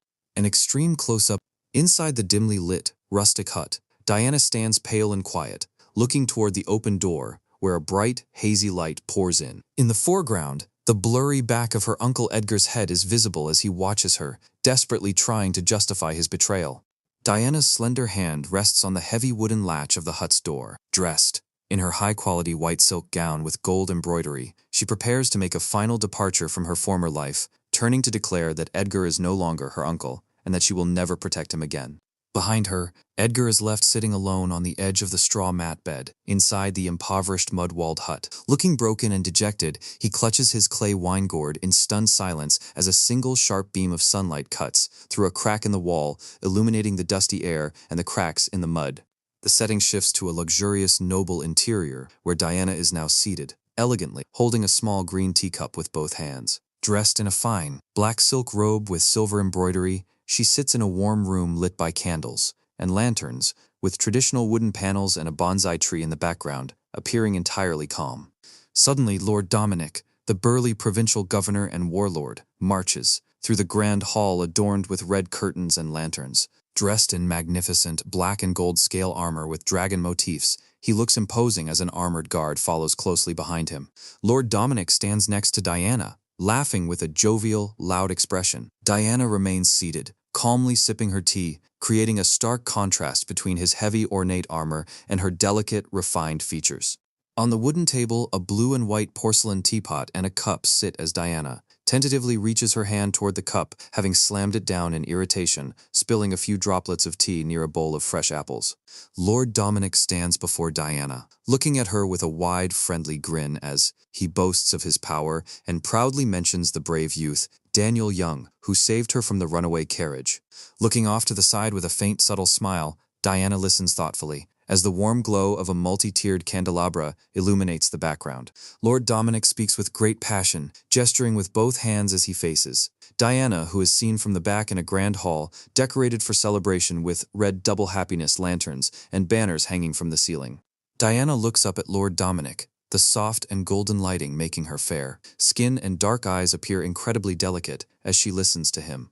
An extreme close-up of Lord Dominic's face reveals his deeply furrowed brow and intense focus as his thick black beard and weathered skin are highlighted in high detail. Lord Dominic suddenly winces, clutching his chest with both hands over his golden dragon-carved breastplate, as if in physical pain, while Diana sits in the background, watching him with a concerned but steady gaze.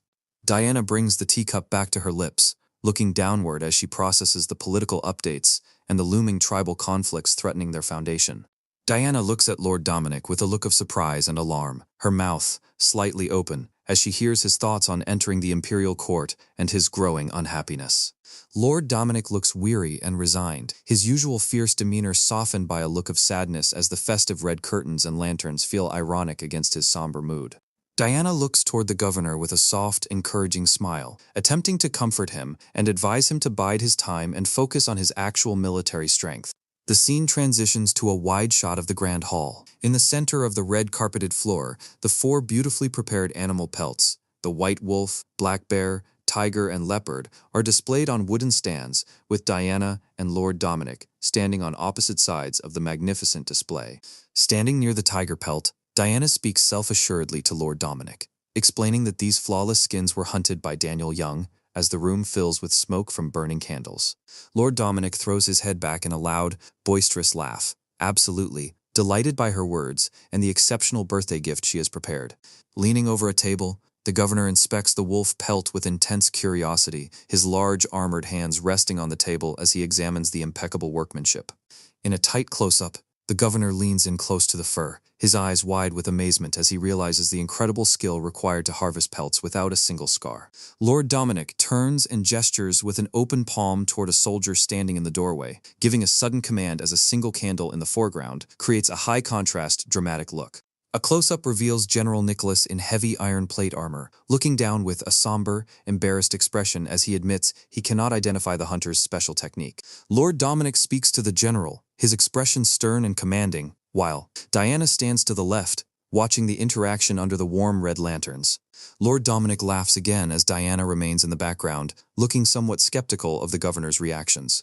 Lord Dominic points a finger with authority, his golden dragon shoulder guards prominent as he decrees that only Daniel Young could possess such godlike archery.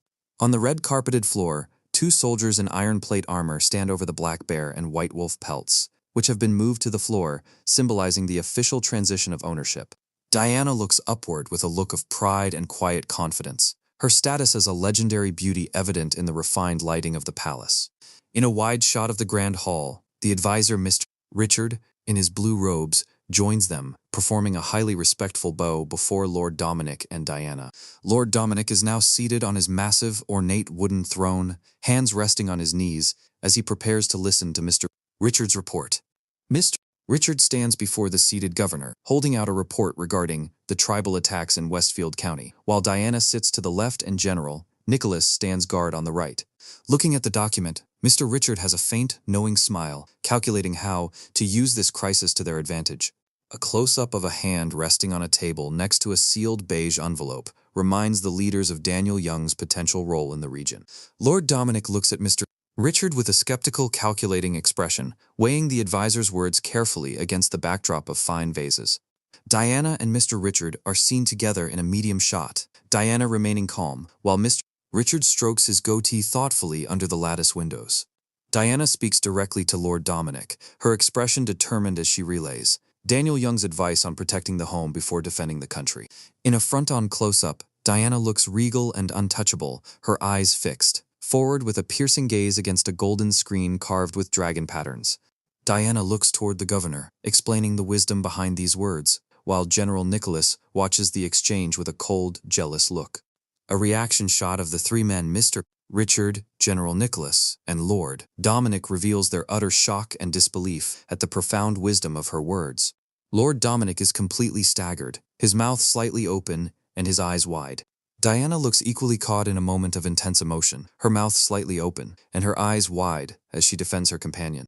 Lord Dominic continues to stare in shock, the background showing the grand red curtains and the open window looking out into the night. Diana looks down, her expression becoming sad and weary under the oppressive glow of the red festive lanterns. General Nicholas looks down with a dark, brooding expression, harboring a deep resentment or jealousy toward the hunter. Mr. Richard is shown in deep thought, his hand to his chin as he already begins to strategize based on this new perspective.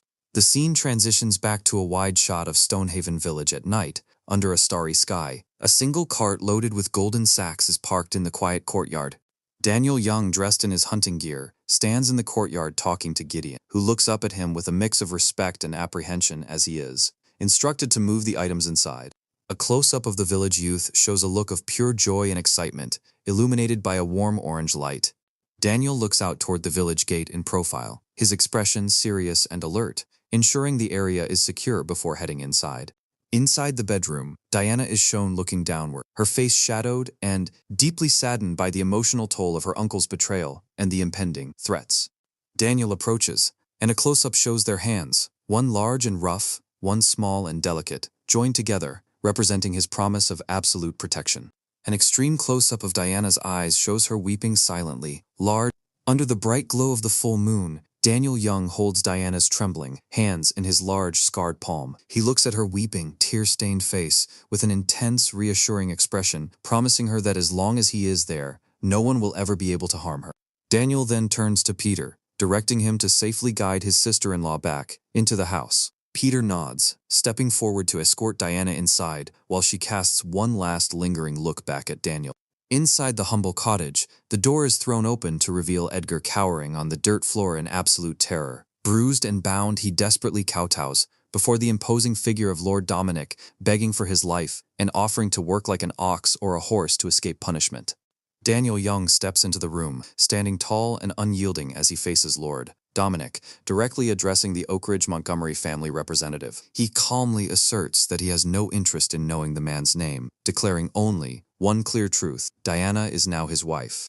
Daniel maintains a cold, unwavering focus, staring directly into the eyes of the governor within the low-ceilinged rustic cottage. He reaches into his robes and firmly places a written document of severance onto the wooden table under the dim candlelight. Standing in the center of the room, Daniel reveals the secret of the document, explaining that because Edgar has no biological relation to Diana, the indenture contract he signed is entirely null and void. Lord Dominic looks down at the ancient scroll, his eyes widening in sheer shock and distress as he processes the validity of the document. Daniel stands tall in the center of the room, calmly reminding the sweating governor that as a servant of the prestigious Montgomery mansion, he should understand the rules of the law better than anyone. To emphasize his point, Daniel places his bare hand on a solid wooden pillar and squeezes, instantly splintering the wood with a loud crack, causing the terrified governor to stumble back in horror.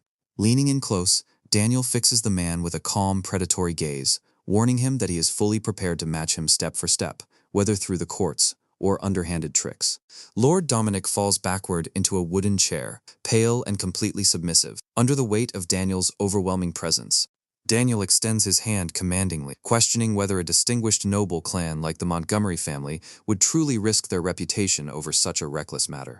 As Lord Dominic stammers in submission, admitting his mistake, the old indenture agreement is held over the candle flame, catching fire and turning to ash.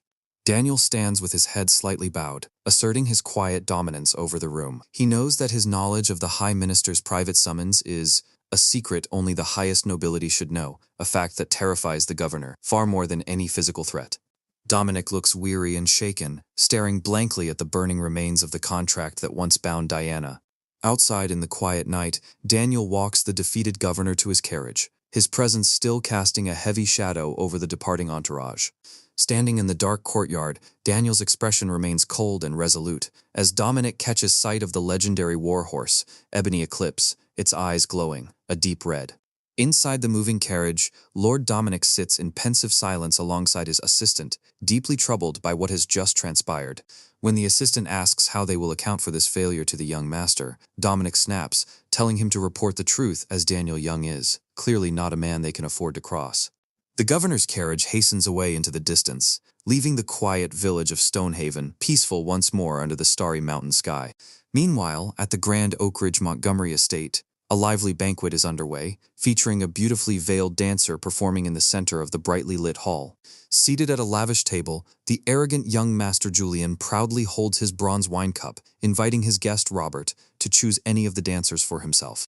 Julian smirks condescendingly as Robert declines his offer, claiming he already has far superior beauties waiting for him at home. The vibrant yellow silk dancers continue their graceful performance, while Julian boasts of the half year he spent gathering and training them.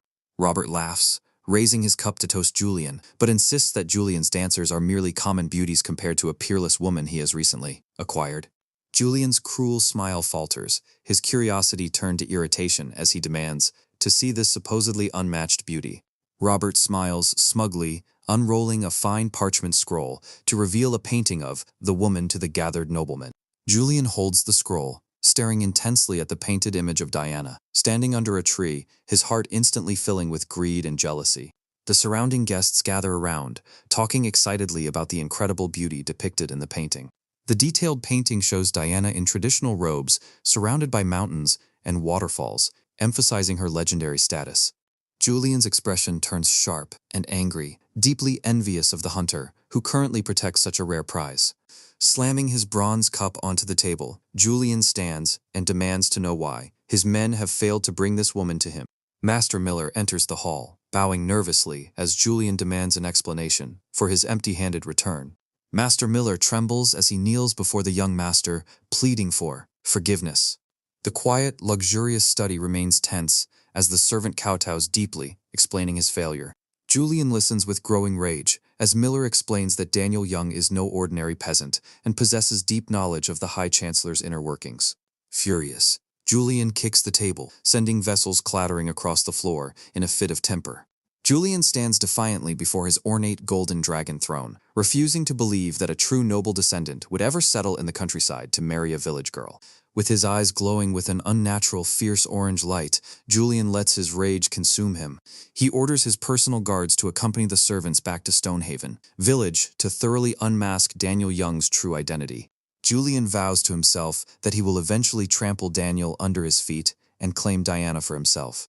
The scene transitions back to the peaceful, lantern-lit streets of Stonehaven Village during a quiet evening.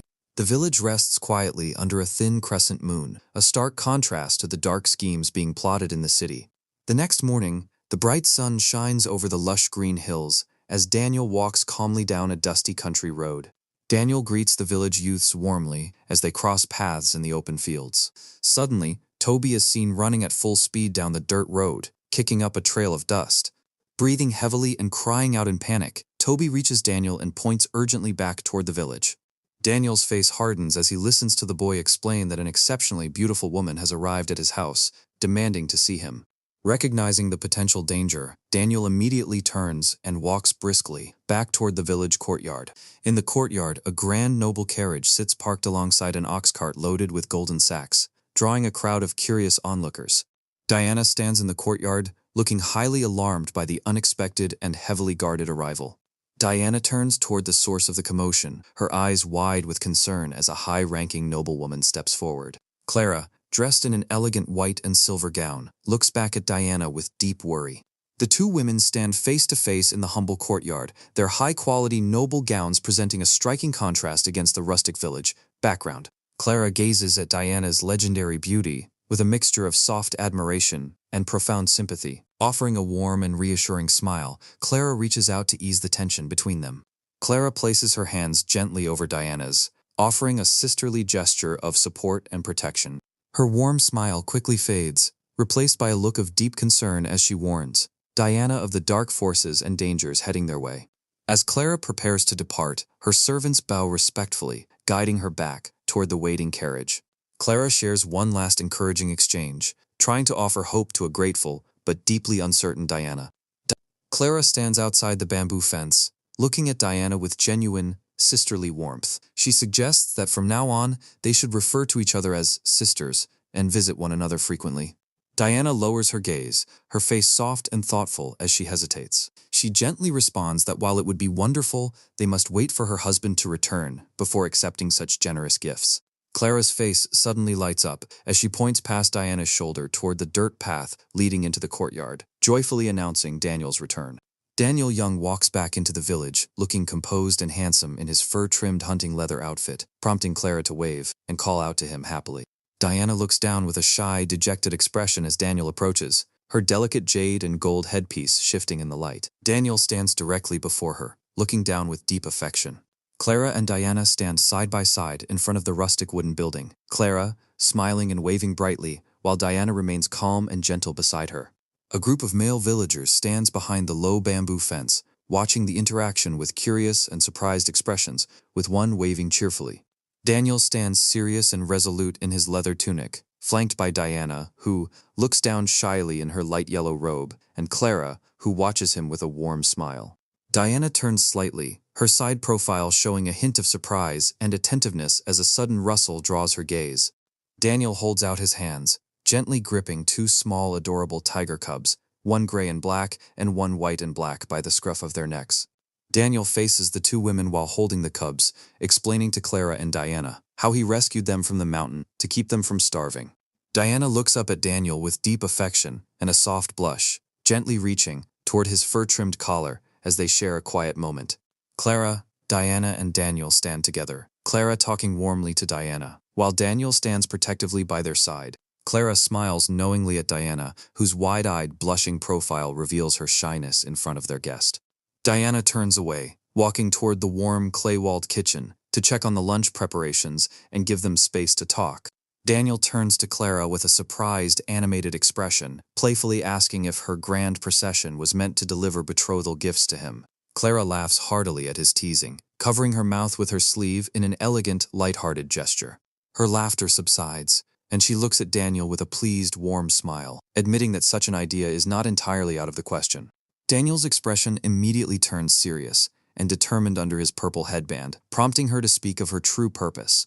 Clara stands close to Daniel, explaining her father's stubborn obsession with the imperial court and her decision to return to the Western Marches. Clara looks slightly surprised as Daniel quickly deduces her intent, realizing he understands her heart completely. Looking down thoughtfully, Clara admits her limitations as a woman and proposes that they head to the Western Marches together as equal partners. Daniel looks forward with a contemplative profile, listening closely to her earnest offer. Clara looks calmly at him, noting that his extraordinary perseverance is far too great for him to remain a simple hunter. The camera pans to a large stack of broken wooden bows and arrows piled in the middle of the yard, proof of his tireless practice. Clara looks at the pile of broken bows, curious and impressed, asking if he truly wishes to stay trapped in this tiny mountain village forever. The scene transitions to a festive night where villagers and soldiers gather around a roaring bonfire to eat, drink, and celebrate. Daniel stands near the warmth of the fire, watching Toby and the other village boys laugh and arm wrestle while he contemplates the impending great rebel uprising. Clara stands nearby in a luxurious dark gray and silver embroidered silk robe, watching the happy celebration with a soft, content smile. The orange glow of the campfire illuminates Daniel's pensive face as he reflects on the inevitable war and the lives he must protect. At the edge of the crowd, a woman's hands nervously clutch her elegant silk dress next to an ancient bronze wine cup resting on the table. Diana looks down shyly under the bonfire's warm glow, asking Daniel what is on his mind. Daniel looks at her with a surprised, open expression, touched by her melancholic but tender gaze. Clara steps forward into the circle, proposing a dance and song to liven up the joyful gathering under the starry night sky. Clara begins to sing passionately, her voice rising toward the moonlit sky as glowing embers drift around her. She gestures gracefully while she sings, completely captivating the watching villagers. 3 village women play traditional pipas and a hand drum to accompany Clara's beautiful melody. Clara performs an elegant traditional dance, spinning with her arms raised while the village boys watch with wide, amazed eyes. In an extreme close-up, Clara's eyes briefly glow with a mystical, intense amber light as she pours her heart into the performance. Nearby, Peter and Hunter chat over their drinks, whispering about how gently Clara looks at Daniel. 2 other village boys playfully nudge each other, agreeing that anyone would be drawn to Daniel's handsome and powerful nature. Gideon sits quietly at a separate table, thoughtfully eating a roasted chicken leg while observing the festivities. Clara spins gracefully around the roaring fire, ending her performance by extending her hands to invite Daniel and Diana to join. Daniel looks warmly at Diana, who sits blushing beside him, and pulls her up to join the dance. The 3 of them hold hands, spinning in a joyful circle around the blazing bonfire with the cheering villagers. Daniel steps forward, holding a large, ancient bronze cup high in the air to toast to their good days ahead. The villagers raise their clay bowls and jars in unison, returning the toast with ecstatic cheers. Late at night, the celebration ends, leaving several heavily intoxicated villagers sleeping peacefully on the ground. Daniel walks unsteadily through the yard, gently helping a sleepy young Toby who is rubbing his eyes. Looking tired but amused, Daniel smirks gently at the boy before heading toward his quarters. Under the bright full moon, Daniel opens his coat, revealing his highly defined, muscular chest as he prepares to sleep. He collapses heavily onto his bed, leaning over a startled Diana, who lies, wide-eyed in the dimly lit room. An extreme close-up of Diana's expressive brown eye shows her looking up in surprise and intimacy at his sleeping face. The next morning, Daniel wakes up bare-chested under a gray blanket, rubbing his forehead in exhaustion. Diana enters the rustic room, carrying a steaming wooden bowl of hangover soup, looking toward him with care. She looks down at him with a gentle, concerned expression, urging him to drink the soup to ease his discomfort. Daniel takes a sip but suddenly chokes, a trickle of the dark liquid dripping from his lip as he coughs. Diana watches him with a mix of sadness and quiet determination, mentioning that Clara departed early with a heavy heart.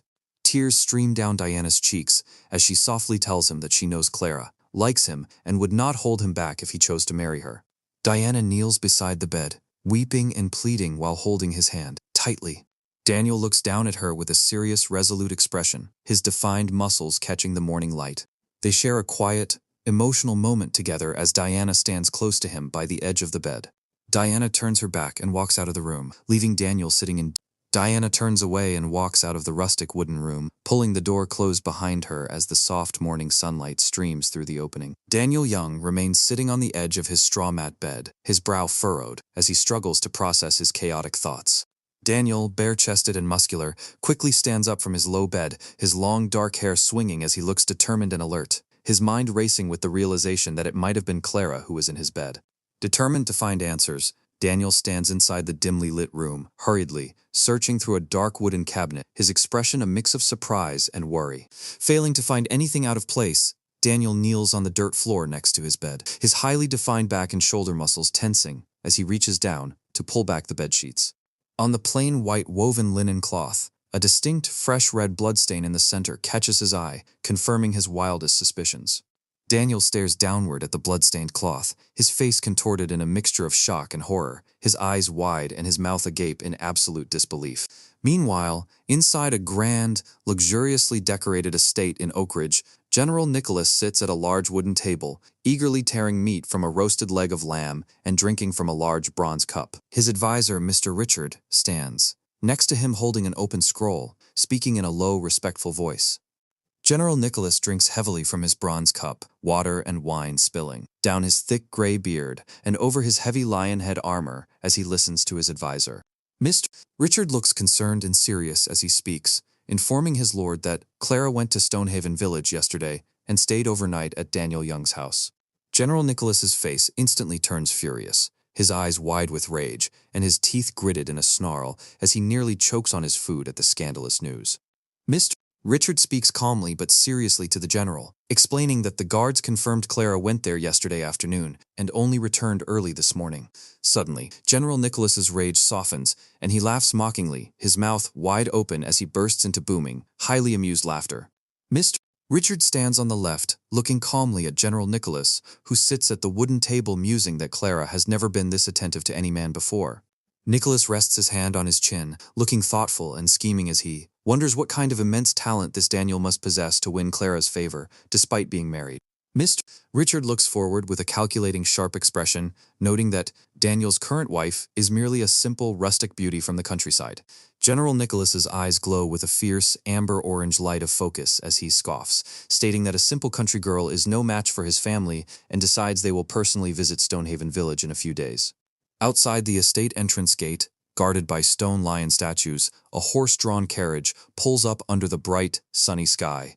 Clara sits inside the carriage, leaning forward slightly to look out of the open, wooden window toward the estate gates. Clara looks thoughtful and slightly melancholic, rubbing her sore shoulders and blushing as she mutters to herself about how rough and untender Daniel was. Clara, wearing her elegant dark silk robe with silver embroidery, sits quietly inside the carriage, trying to regain her composure. Supported by her female servant, Chloe, Clara steps down from the carriage onto the cobblestone path near the large red gates. General Nicholas stands outside the gate in his heavy armor, looking serious as he watches her arrive. Nicholas approaches Clara, speaking to her with a stern, questioning look on his face as he asks about her early morning travels. Clara looks back over her shoulder at Nicholas with a cool, detached expression, curtly dismissing him before walking past. Nicholas looks toward Clara and her maid as they walk past him through the gate, his expression filled with deep frustration and suspicion. Clara and her maid walk side by side toward the large wooden gates of the estate, leaving Nicholas standing alone under the clear blue sky. Left outside, Nicholas notices the carriage assistants unloading a massive pile of high-quality animal furs and pelts from the cart. Nicholas places a heavy hand on the shoulder of a young servant, demanding to know where such high-quality pelts came from. The young soldier looks terrified and nervous, sweating under the intense gaze and heavy aggressive grip of General Nicholas. Standing in a wide, commanding pose, Nicholas questions the bowing servant, his face contorting with absolute jealousy as he learns they were a gift from Daniel of Stonehaven Village. Nicholas rides his brown horse, pulling the reins in a fit of pure rage as the horse rears up near the stone lion statues. That night, Nicholas visits a dimly lit study, kneeling anxiously before a traditional diviner to ask about his marriage alignment with Clara. The diviner, wearing his feather-adorned hat, gestures with open hands as he gravely explains that the alignment is extremely ominous. The diviner sits at his table holding a cracked turtle shell, looking deeply, troubled, as he reveals that a soaring eagle has severed Nicholas's marriage path. Furious, Nicholas slams his armored fist onto the wooden table, shattering it into splinters and destroying the oracle bone. Suddenly, two sharp fragments of the shattered turtle shell magically fly up and cover the diviner's closed eyes. The diviner falls backward onto the floor in agony, clutching his face as a sudden, bright burst of fire erupts from his eyes. Nicholas looks on in absolute shock and terror, backing away against the wall, with his mouth open and eyes wide at the terrifying prophecy. The next day, Daniel stands bare-chested and muscular in the village courtyard, drawing a wooden recurve bow under the warm sun. Daniel grips the bow tightly and releases the arrow, triggering his glowing blue system interface with a sharp release. Daniel's highly defined torso muscles tense as he draws another arrow, feeling his physical attributes multiply tenfold. Daniel stands in the courtyard, aiming his gold-carved dragon bow at a distant wooden target as chickens roam the dirt ground. He fires 3 arrows in rapid succession, all of them hitting the central red, bullseye in a tight, precise cluster. A glowing blue holographic screen floats before his eyes, displaying his newly upgraded skill, arrows like a chain of pearls. Daniel aims his golden dragon bow once more, tensing his muscular arm veins as he calculates the high cost of his next upgrade. Just then, the village third elder and a plump official named Lucas arrive at the bamboo fence, escorted by Toby. Daniel lowers his golden bow, looking calm, serious, and focused as he welcomes the unexpected visitors. Lucas, dressed in rich dark blue silk robes with embroidered golden cranes, bows respectfully with clasped hands toward Daniel.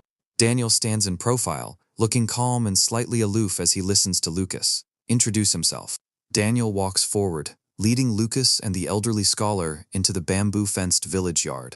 Under a wooden pavilion, Daniel stands facing Lucas and the advisor, listening to their offer. Inside the pavilion, Daniel sits on a wooden bench, conversing with Lucas about the vacant position of Stonehaven's patrol officer. Lucas speaks with a polite, submissive smile, explaining that the county magistrate wants to recruit Daniel for his incredible bravery. Daniel sits looking downward thoughtfully, weighing the sudden opportunity and its impact on his future. Lucas and the elderly scholar sit at the large stone table, smiling warmly as they wait for his decision. Daniel looks off to the side with a sharp. Daniel sits in the quiet pavilion, his arms crossed over his chest, as he carefully weighs the county's offer. He questions how far a simple bandit hunting patrol officer could truly rise in the ranks of the imperial system. Diana walks into the pavilion, holding a wooden tray, with 2 steaming clay bowls of tea, placing them gently on the stone table. Lucas, the county official, smiles with a pleased, expectant look, admiring her breathtaking beauty against the backdrop of lush green willow trees. Daniel looks extremely serious under the wooden pavilion roof, extending his hand to accept a clay bowl of tea from his wife. His eyes remain locked on. Lucas, filled with sudden suspicion. Lucas sits at the stone table, speaking with an open, animated expression next to a beautiful blue and white porcelain teapot. He explains that he simply overheard Diana's name when the third elder reported to the county magistrate. Daniel raises his clay cup to his lips to take a slow drink, his eyes remaining highly alert. He wonders why a county chief of police would specifically remember the name of a simple countrywoman, sensing that the matter is far from simple. As the sun begins to set, the newly formed village militia stands in neat formation in the square. Gideon stands with his back to the camera, wearing a tattered brown robe with his unkempt hair hanging loose, holding a yellow training flag on a spear. Gideon raises his flag spear, shouting commands to start the training. The village boys, dressed in simple green and brown robes, raise their wooden shields in unison to create a solid wall of defense. During the combat training, the village boys grit their teeth with fierce determination. A youth with a red headband stands firmly behind his wooden shield, alongside his focused companions, swinging his practice sword in a powerful, synchronized slash. Daniel stands leaning against a wooden pillar at dusk, stroking his chin, thoughtfully as his eyes glow with a faint, amber-orange light. He watches their movements with deep satisfaction, pleased with their rapid improvement. Gideon stands firmly in front of the rustic village houses, holding two large red and gold flags decorated with dragon motifs. His expression is incredibly solemn and focused as he commands the boys to execute quick, disciplined marching steps. The village militia boys, including Peter, raise their swords high under the evening sky, their faces filled with fierce, determined expressions. Daniel leans against the wooden pillar, smiling confidently with his arms crossed as the warm golden light of the sunset illuminates the peaceful mountains behind him. He recognizes that these 40 disciplined men will form the foundation of his future army. Daniel watches from the post as Gideon holds his flag spear, leading the marching village boys in perfect, orderly formation. He silently praises Gideon as a natural military genius for turning simple villagers into disciplined soldiers in just 10 days. Daniel looks on with a calm, proud, and satisfied smile as the militia continues its strict drills, knowing they are becoming a force to be feared. Daniel turns his gaze slightly, watching the boys execute their commands with flawless, synchronized precision. A side close-up of Daniel's face highlights his quiet pride as he watches the marching column, led by Gideon and his flying yellow and red flag. Daniel continues to observe the marching boys in their brown and green robes, giving a nod of quiet approval to their hard work. Suddenly, Diana stands in the wooden doorway of her home, waving her hand with a gentle, loving smile as her hair pins catch the fading light, calling out that dinner is ready. Daniel, seen from behind, looks over his shoulder toward Diana before directing Gideon to let the training boys disperse for their meal. Gideon stands before the marching village militia under the warm sunset, holding his red and gold flag high as he strictly commands the boys to disperse and eat within a single stick of incense. Daniel looks calm, thoughtful, and content as the boys scramble in an orderly rush, slightly shaking his head at Gideon's relentless, stubborn temper. Daniel looks slightly surprised, turning his head as he and Diana begin their walk down the dusty village road. Diana and Daniel stand together in front of their clay-walled home at dusk, Diana looking warmly at him as she proudly praises Gideon's diligence in training the young men. Daniel and Diana look toward the side with focused, observant expressions as they notice Gideon walking behind them, still holding his training flag. Gideon stands holding his red and gold flag, looking back over his shoulder, toward Diana, who kindly calls him over. Gideon stands before Diana, bowing his head respectfully with a serious, disciplined expression on his weathered face. Diana reaches out, her delicate hand touching a heavy tear and several worn holes on Gideon's tattered brown robe. Diana looks at Gideon with a gentle, sympathetic expression, urging him to take off his tattered clothes so she can mend them, while offering to find him a suitable wife. Daniel stands quietly in the background, watching their warm interaction. Gideon looks down, closing his eyes in a deeply emotional and grateful expression, feeling shy and embarrassed by her sisterly care. To hide his embarrassment, Gideon raises his flag, calling out to the militia boys who raise their fists and shout happily before dispersing to eat.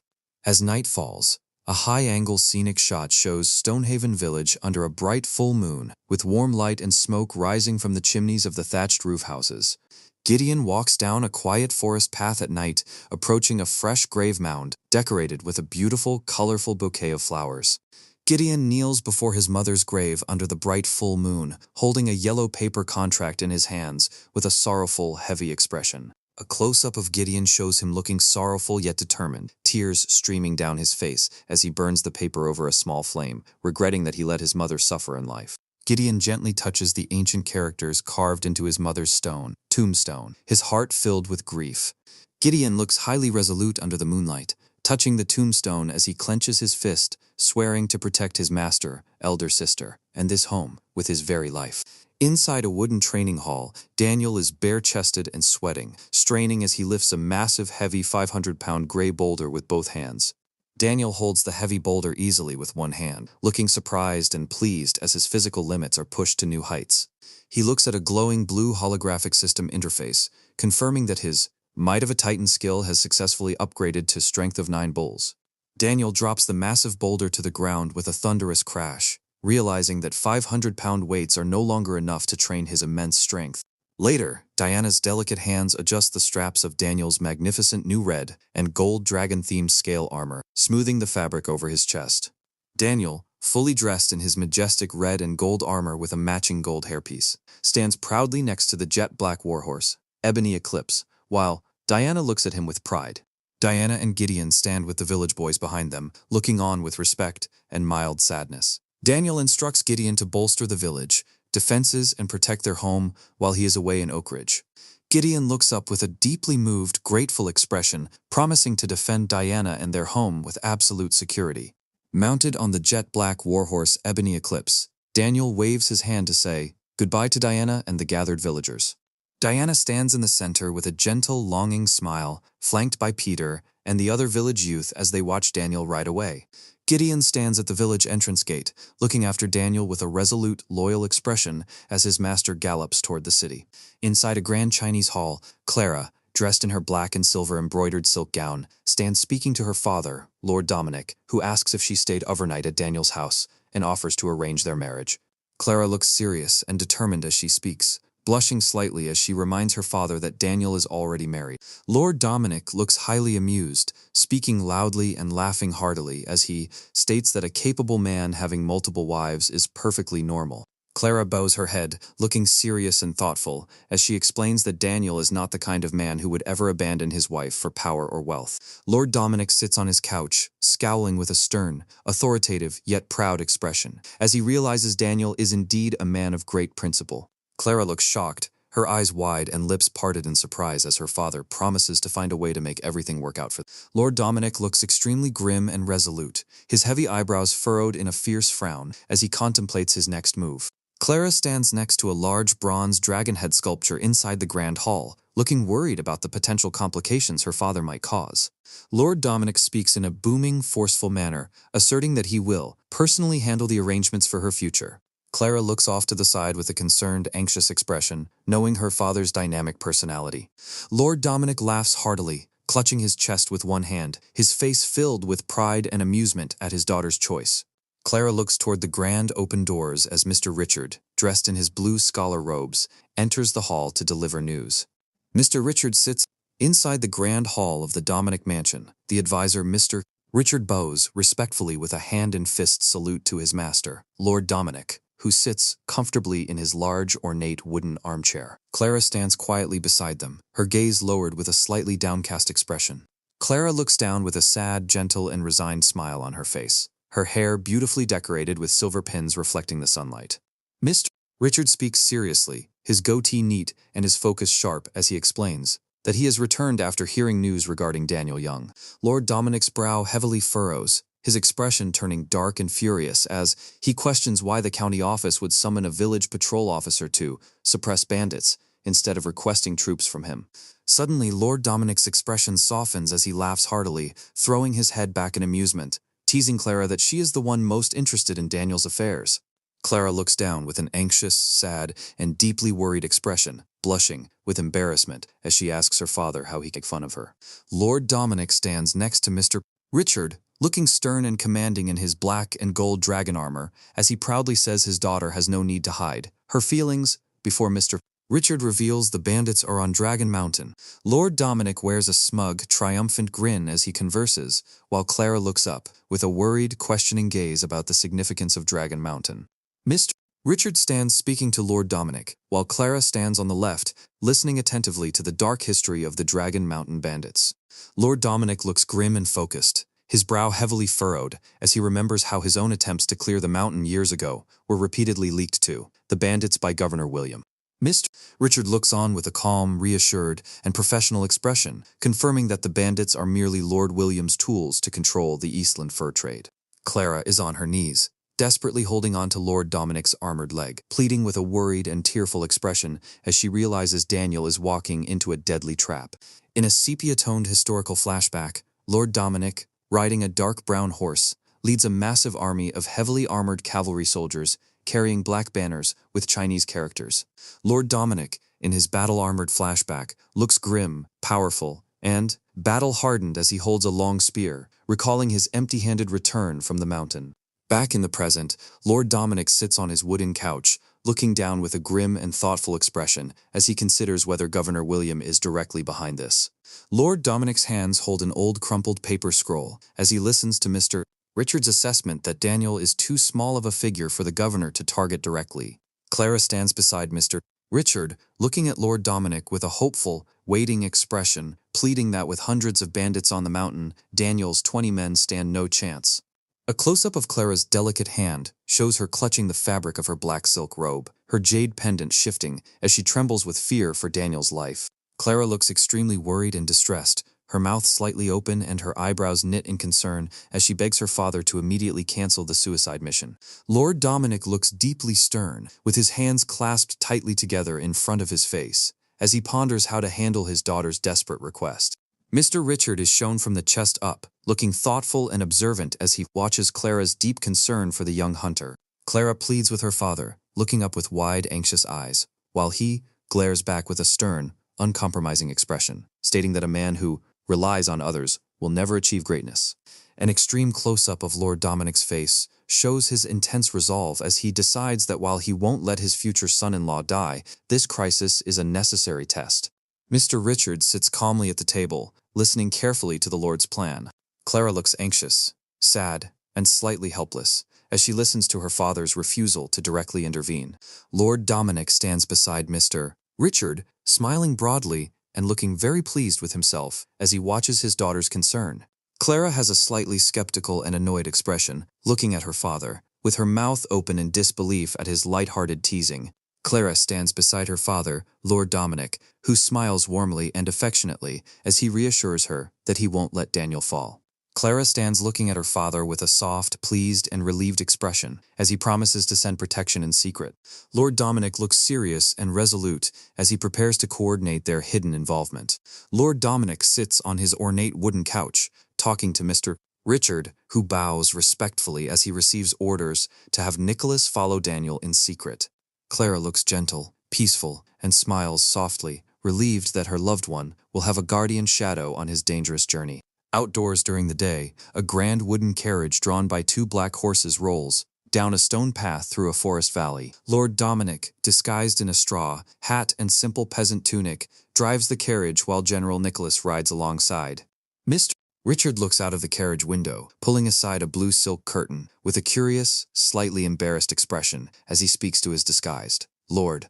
Close-up of the disguised Lord Dominic holding the leather reins of the carriage, looking serious, alert, and watchful as he tells Richard to remain seated and not reveal any clues. General Nicholas, wearing heavy brown plate armor and fur shoulder guards, rides his black horse alongside the carriage under a bright blue sky, keeping a vigilant watch. The disguised Lord Dominic grips the reins tightly, his eyes sparkling with excitement as he spots Daniel approaching in the distance. Daniel, dressed in his magnificent gold and red dragon-themed scale armor, rides ebony eclipse at the head of a marching column of village militia boys along the stone path. General Nicholas stands near the carriage looking serious, while the disguised Lord Dominic sits on the driver's seat, looking amused as Mr. Richard looks out of the window. Close-up of General Nicholas looking grim and stern, the wolf furs on his shoulders tensing as he watches Daniel with intense jealousy, noting his formidable aura. Disguised Lord Dominic laughs wildly, throwing his head back under his straw hat, with a wide grin, immensely pleased with the young warrior's heroic presence. Daniel, on his black warhorse Ebony Eclipse, leads his village militia as they meet the wooden carriage on the road, while Mr. Richard looks out of the carriage window. Daniel, having dismounted next to his horse, bows with clasped hands, respectfully to the visitors, greeting Mr. Richard politely. Mr. Richard leans out of the carriage window, speaking warmly to Daniel as he explains that he came specifically to find him on this road. Close-up of Daniel looking calm, polite, and attentive as he listens to Mr. Richard ask if he is indeed heading to Dragon Mountain. Daniel stands in his red and gold armor next to Ebony Eclipse, while General Nicholas and the disguised Lord Dominic listen closely near the carriage. Mr. Richard speaks from the carriage window, stroking his goatee as Lord Dominic, and General Nicholas listen, warning Daniel of the hundreds of fierce bandits waiting for him. Daniel looks at the visitors with a calm, polite, and neutral expression, instantly realizing that this special trip was meant as a vital tip-off. Mr. Richard speaks with a thoughtful, analytical gaze, revealing that it was Miss Clara who was deeply concerned and sent him to deliver the warning. A close-up of Daniel's sharp, intelligent eyes under his black headband shows him processing the warning while keeping a quiet eye on the unusual carriage driver. A close-up shows Daniel's hand gripping the gold-accented hilt of his sword at his waist, as he considers the dangerous path ahead. Mr. Richard looks pleasantly surprised as he speaks, offering Clara's help to cancel the bandit suppression task with a single word. A close-up shows Daniel looking cool, calculated, and serious, fully confident in his own strength and his prepared militia. Daniel stands next to his horse, talking to Mr. Richard at the carriage window, while the disguised Lord Dominic listens in on his response. A close-up shows Daniel looking toward the side, observing the carriage and calmly appreciating the warning. Daniel stands proudly in his gold-detailed dragon armor next to the majestic, jet-black ebony Eclipse, holding his golden bow on his back. Daniel Young stands proudly in his magnificent red and gold dragon armor, beside his majestic black warhorse, Ebony Eclipse. As he gently strokes the horse's muzzle, he looks back toward the carriage with a confident smile, expressing his deep appreciation for Miss Clara's kind intentions and assuring Mr. Richard that she can wait with an easy mind. Watching this exchange from the driver's seat, Lord Dominic, disguised in a tattered brown robe and a woven straw hat, keeps his gaze fixed on Daniel with a grim, calculating, yet intensely watchful glare. Inside the carriage, Mr. Richard leans out of the wooden window, raising his hand to his chin as he contemplates Daniel's striking confidence and heroic spirit. From the window of the carriage, Mr. Richard's hand appears, holding a ring of large, old brass keys that catch the light. Mr. Richard offers the heavy ring of keys to Daniel, explaining that Miss Clara has gifted him a mansion inside Oak Ridge City to make his stay convenient, while the village militia stands in a neat line in the background, observing the gesture. Surprised by the generous offer, Daniel steps closer and leans in near the window, covering his mouth to whisper a secret message directly into Mr. Richard's ear, explaining that because of the hidden dangers of this trip, he cannot accept the mansion. After delivering his warning, Daniel mounts Ebony Eclipse and signals his men to move out, leaving the village militia boys standing in two neat rows at attention as the carriage begins to roll down the dirt path. As the carriage travels, Lord Dominic walks on foot in his peasant disguise, while Mr. Richard leans out of the window to look back, and General Nicholas follows closely on horseback. The group proceeds along the wide stone road, with the disguised Lord Dominic walking beside the carriage, General Nicholas holding his massive polearm on his left, and Daniel visible riding in the distance on the far right. Inside the carriage, Lord Dominic sits upright, adjusting his robes with a stern and thoughtful expression while the blue curtains sway beside him. As he reflects on his daughter's choice, a highly satisfied and confident smile spreads across Lord Dominic's face. The journey continues down a long, winding stone road stretching toward the distant mountains, led by General Nicholas riding steadily ahead. Unable to contain his delight, the disguised Lord Dominic breaks into a hearty, happy laugh inside the carriage, incredibly proud of the young warrior. Lord Dominic leans toward the window to speak with Mr. Richard, who is riding alongside the carriage, deep in thought and stroking his chin. Suddenly, Lord Dominic leans out further, his expression shifting to one of absolute shock as he listens to Mr. Richard's next words. Under the bright blue sky, Mr. Richard continues to ride calmly, looking back toward the carriage window with a knowing, curious gaze. Mr. Richard speaks openly, revealing that Daniel's final whispered words to him were to draw the snake out of its cave. Hearing this, the disguised Lord Dominic is left utterly stunned and alarmed, his mouth agape as the true depth of Daniel's intellect sinks in. Dominic urgently turns to discuss the revelation with Mr. Richard, realizing that Daniel knew all along that this entire bandit suppression mission was a carefully laid trap. Mr. Richard explains that Daniel declined Clara's direct help because he did not want to alert their hidden enemies, while Lord Dominic and General Nicholas listen with tense, alert expressions. General Nicholas looks on with a serious, surprised expression, deeply impressed by the young man's tactical foresight. Mr. Richard bows respectfully on his horse with clasped hands, praising Daniel to General Nicholas as a rare, versatile talent who possesses both unmatched courage and meticulous strategy. Lord Dominic slowly strokes his beard, looking out the carriage window with a calculating, highly pensive expression as he realizes the potential of his future son-in-law. Overjoyed by the brilliant move, Lord Dominic throws his head back and laughs wildly inside the carriage, celebrating the sheer genius of Daniel's plan. As night falls, Daniel, clad in his gold and red armor, leads his militia boys into the warm lobby of the Welcome Inn, where local guests are quietly playing Go at wooden tables. Daniel steps up to the counter and places a heavy, gleaming gold medallion onto the wood, looking commanding as Peter and the other boys stand closely behind him. The plump innkeeper stares down at the massive gold medallion, his eyes wide and mouth open in complete astonishment at such a generous payment. With the lodging secured, Daniel walks through the inn, warily scanning his surroundings as warm light filters through the window grates over the Go players. Daniel walks through the center of the lobby, flanked closely by a serious-looking Peter and another village boy, as they remain highly observant of their new environment. Sitting down at a wooden table, Daniel raises his hand calmly to address both the innkeeper and Peter, instructing them on their next steps. Peter listens intently but looks back at Daniel with a somewhat confused and questioning expression. Under his black headband, Daniel's face is shown in an extreme close-up, his eyes burning with intense focus, determination, and quiet resolve. Exhausted from their long journey, Peter and another village boy sit at the table, looking downcast and tired as they finally rest.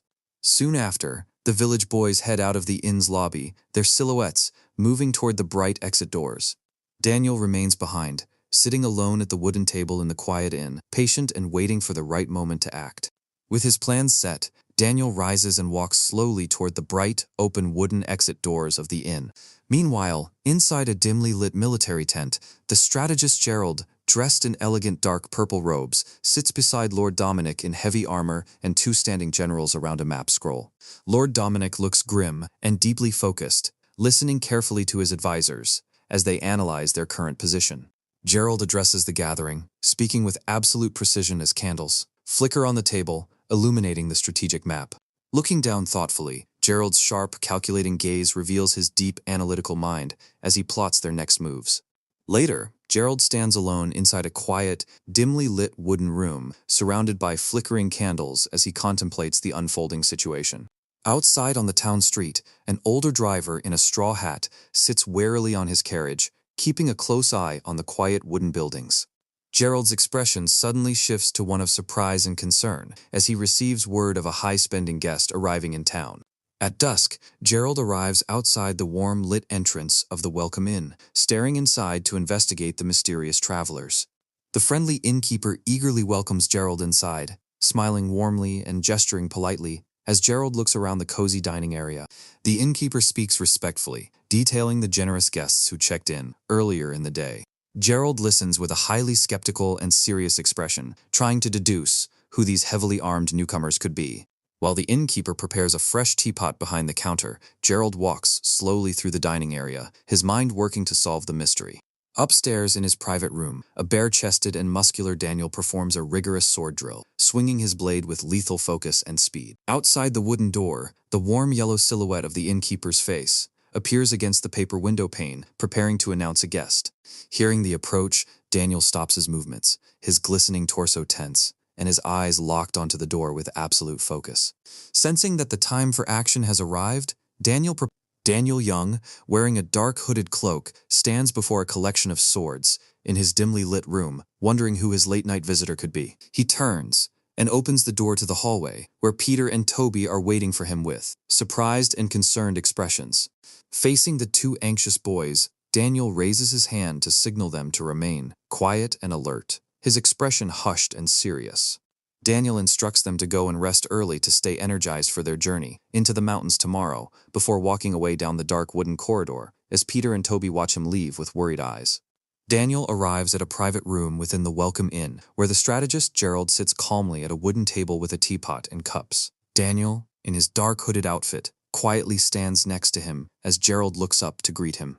Daniel sits down across from the strategist, keeping his composure as they begin their conversation. Gerald, seen from behind in his elegant dark purple embroidered robe, listens intently. Gerald holds a small clay teacup, looking thoughtful as Daniel points out that finding his room and knowing his name means he must have been keeping a close eye on him. Daniel looks serious and analytical as he speaks to Gerald, recognizing him as the poison strategist and wondering what advice such a prominent figure has for him so late at night. Gerald gently rests his hand on his clay cup, explaining that he is currently serving under General Nicholas and has been ordered to secretly protect Daniel during his bandit suppression mission tomorrow. Daniel sits quietly, looking downcast and deep in thought as he processes this information, realizing the complex web of political schemes surrounding his mission. Gerald looks at Daniel with a serious questioning and slightly surprised expression, noticing the young man's sudden distraction.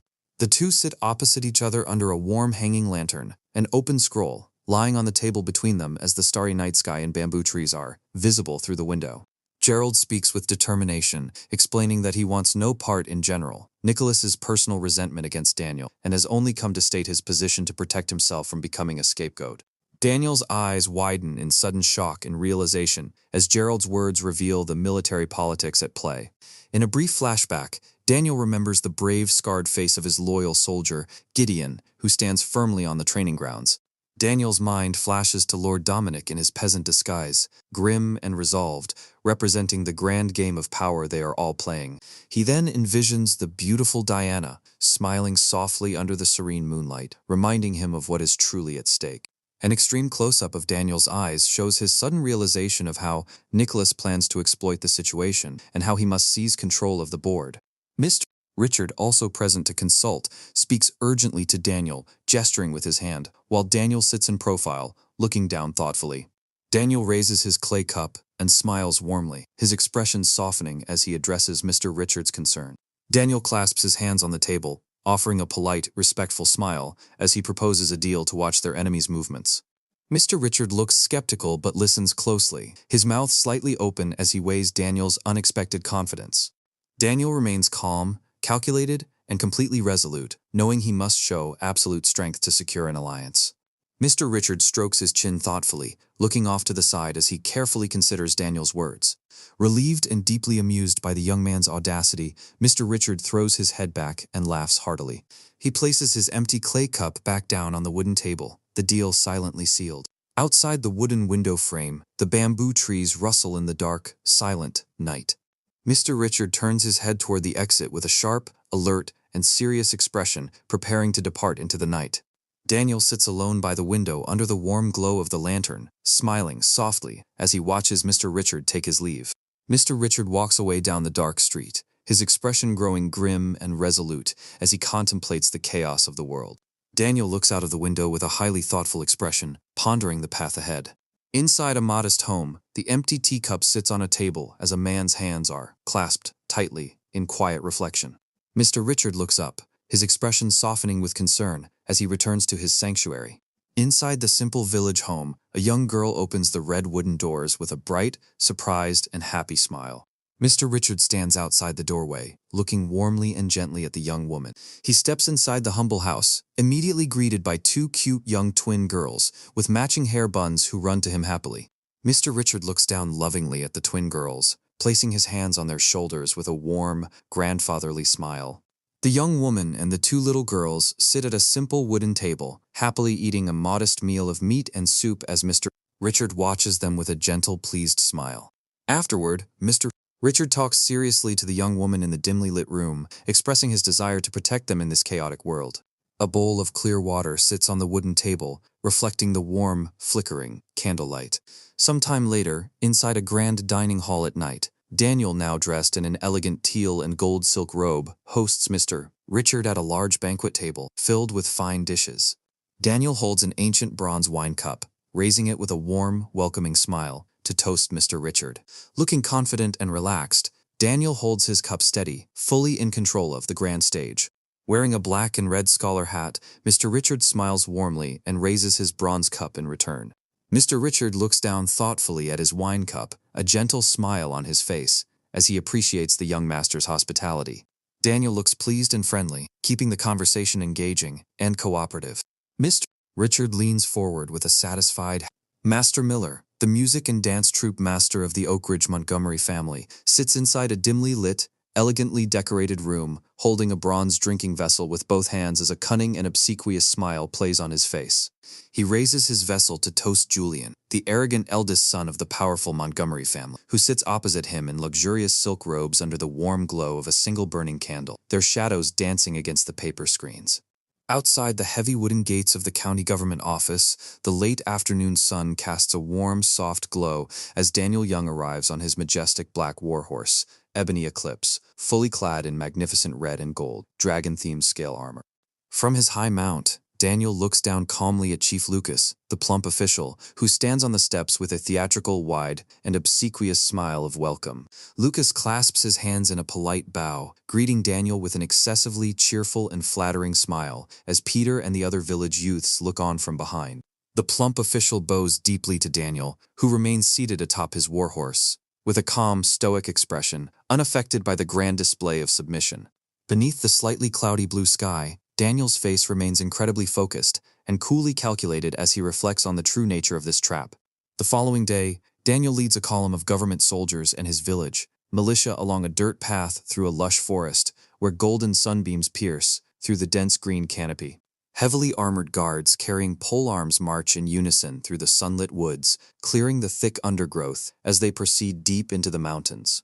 Daniel rides at a steady pace, accompanied by his loyal village militia, including the stout Peter, who march on foot beside him. As they travel, Lucas walks directly beside Daniel's horse, pointing toward the surrounding mountains and speaking in a warm, obsequious tone to flatter the young warrior. From a high angle, Lucas looks up at Daniel with a submissive, pleasant expression, trying to assure him of a swift victory over the remaining bandits. Daniel continues to ride through the sunlit forest, his long ponytail draping over his shoulder as he maintains a calm and serene expression. However, Daniel's expression shifts to one of cold seriousness, knowing that Lucas's words are nothing but lies designed to lead him into a deadly ambush. Walking nearby, Peter speaks up confidently to Lucas, boasting that Daniel's peerless archery will easily lay low any number of bandits. Lucas laughs heartily and replies with a persuasive, friendly expression, eagerly agreeing that he must witness Daniel's divine skill firsthand. As dusk approaches, the atmosphere turns dark and tense. Lucas points forward, with a cunning smile, guiding Daniel toward a path leading to Doomsday Cliff. Daniel looks highly suspicious and vigilant as the forest transitions into night, sensing that the trap is about to spring. Lucas leans in slightly with a sly, obsequious grin, suggesting they split their forces into two paths, while Daniel looks down at him with a cold, piercing, and highly suspicious gaze. Daniel, Lucas, and several armored guards stand along the quiet dirt path, adjacent to a massive rocky cliff face. Accepting the plan with a calm nod, Daniel rides Ebony Eclipse past his village, militia, who march on foot along the narrow forest path. Eerie blue moonbeams and glowing green fireflies illuminate the ancient, twisted trees as the village militia pauses in a clearing, looking tense and talking in hushed tones. Daniel sits on the forest floor, leaning against the massive mossy root of an ancient tree, tracing the gold carvings on his magnificent dragon bow as he contemplates his next moves in this dangerous game of power. He looks off to the side with a sharp, vigilant gaze under the dim light of the crescent moon, weighing the complex politics of Lord Dominic's forces and his devotion to Diana. Suddenly, his eyes grow incredibly sharp, intense, and deadly serious as he senses that the appointed hour has arrived. Daniel presses his hand against a glowing green gem built into the golden, dragon-carved grip of his bow, activating its special properties. He remains seated under the massive tree, looking down at his weapon with a focused and contemplative expression as the forest glows with faint blue moonlight. Peter crouches down beside Daniel, whispering urgently that the time to move against the bandits is almost here. Daniel stands up, holding his golden dragon bow and commanding his village, militia to stay put, prompting them to draw their swords and raise their shields in defensive formation. Standing resolutely in front of the massive tree trunk, Daniel leaves his armed militia in defensive positions, ordering them not to act without his signal. Peter stands beside Daniel with an alarmed and questioning look, wondering why they must wait, while Daniel prepares to leave alone. Peter stares with wide, shocked, and fearful eyes as Daniel quietly disappears, vanishing into the dark shadows of the trees. Daniel raises his hand to signal his men to halt and remain silent, ensuring no one follows him into the darkness. Peter and another young villager stare forward with grim, deeply concerned expressions, anticipating the confrontation ahead. The entire group of village militia stands gathered in the dark, misty forest, all staring forward with wide, astonished eyes. In a dark, foggy clearing a short distance away, several armored government soldiers lie motionless on the ground, having let their guard down, while Chief Lucas is slumped unconscious against the trunk of a central tree. Lucas has a content, peaceful smile on his sleeping face as he slumps against the mossy tree, holding a clay wine gourd, with his guards completely unresponsive beside him. One of the armored guards slowly wakes up, leaning over the slumped Lucas with a highly concerned and questioning look. Lucas slowly opens his eyes, looking groggy, confused and disoriented as he sits against the mossy tree trunk. The guard looks startled and highly alarmed as he scans the dark, silent forest around them. Lucas sits up fully, trying to regain his bearings, while the guard beside him kneels on one knee, holding his spear alertly. A group of armored soldiers stand in a protective semicircle around Lucas, their spears raised, looking out into the dark, misty woods. Suddenly, a hand clad in a golden dragon-carved bracer covers Chief Lucas's mouth from behind, while a sharp steel knife blade is held close to his throat, causing Lucas's eyes to bulge with sudden, overwhelming terror. Daniel holds Lucas in a tight grip from behind, pressing his hand firmly over Lucas's mouth while holding a sharp, serrated tactical survival knife against his throat with a cold, menacing expression. In an extreme close-up, the sharp tactical knife rests against Chief Lucas's neck as Daniel whispers a terrifying threat directly into his ear. Sweat pours down Lucas's panic-stricken face as the tip of the tactical knife blade presses lightly against his skin. Daniel pulls his hand away from Lucas's mouth but maintains his firm grip and keeps the blade pressed tightly against Lucas's throat, demanding answers to 3 questions. Lucas looks up at Daniel with wide, watery, and pleading eyes, completely terrified for his life. Daniel points his tactical knife forward menacingly, his expression cold and ruthless, demanding to know who is pulling the strings from behind.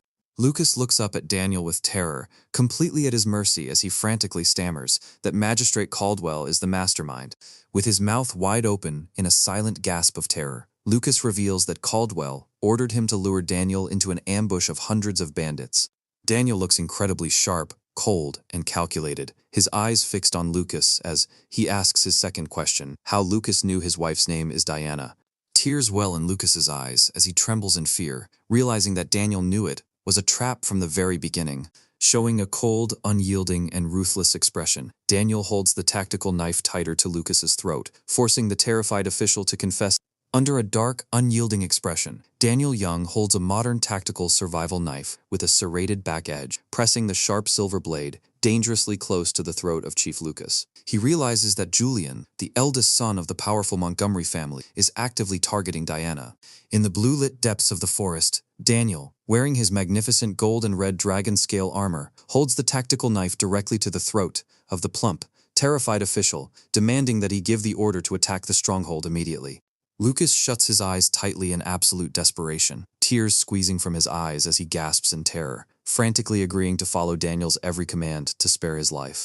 Meanwhile, inside the large, rustic wooden hall of the mountain stronghold, the muscular, bald-headed dragon mountain bandit leader stands with a stern, scarred face, while a young, anxious bandit in a tattered robe with a gray fur collar pleads with him.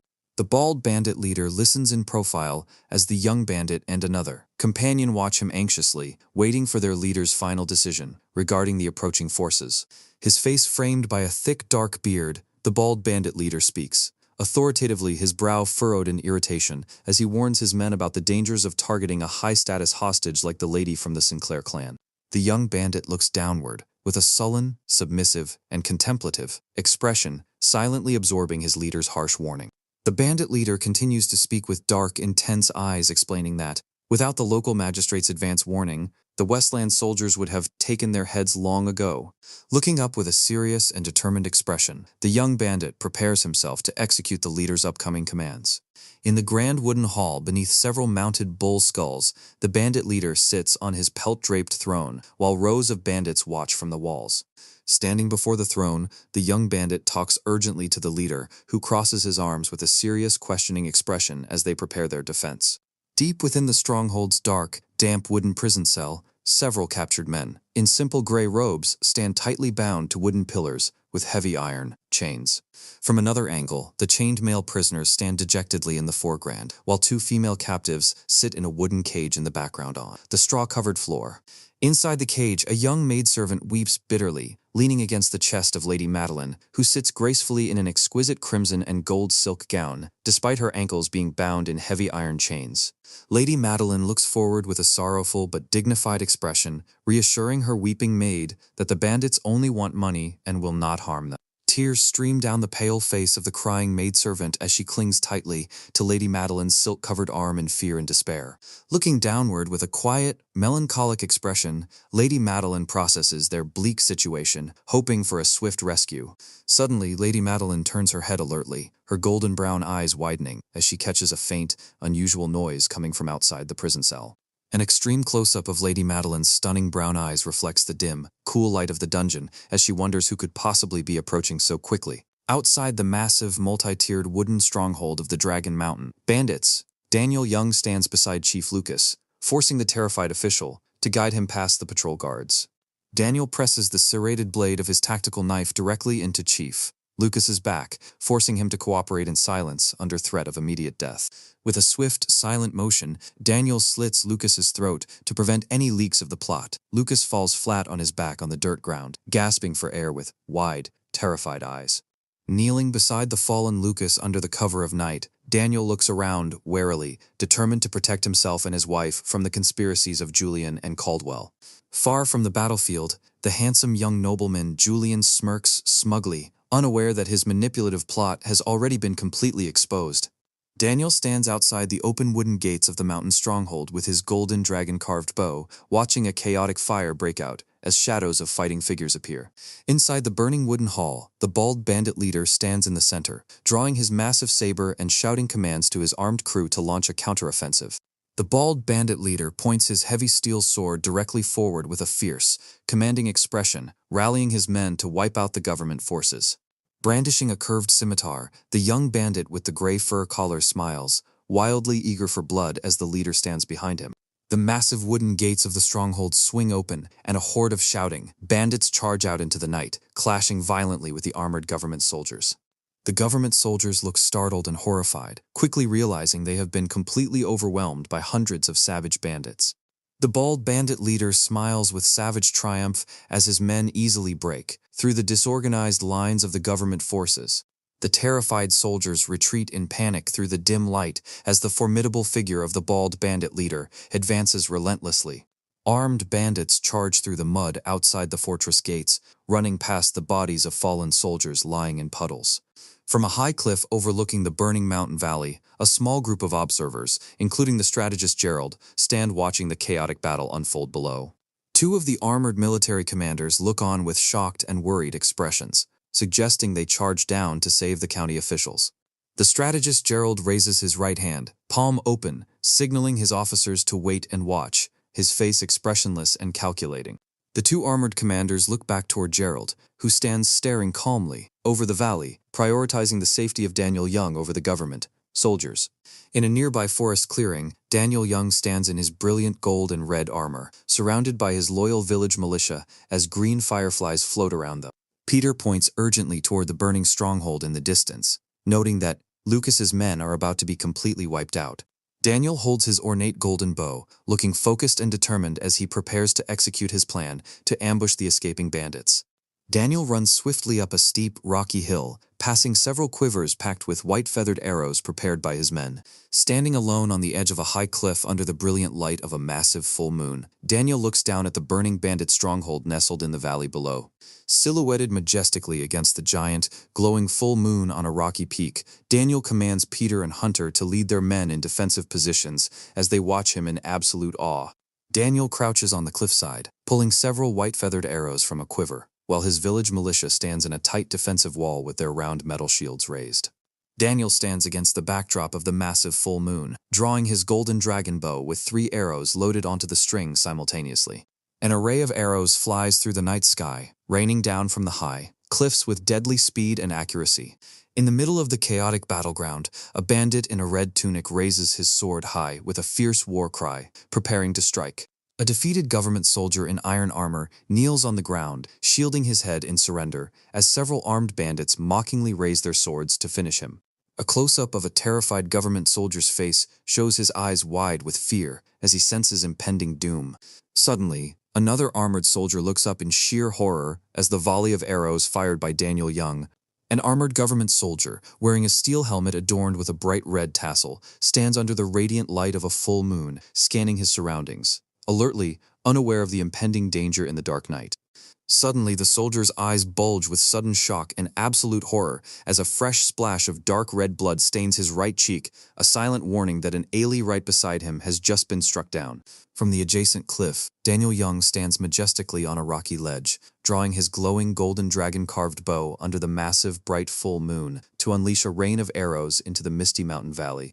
Below, members of the village militia stand together. In the front, Peter and Toby look up at Daniel on the cliff with expressions of deep awe and excitement at his incredible speed.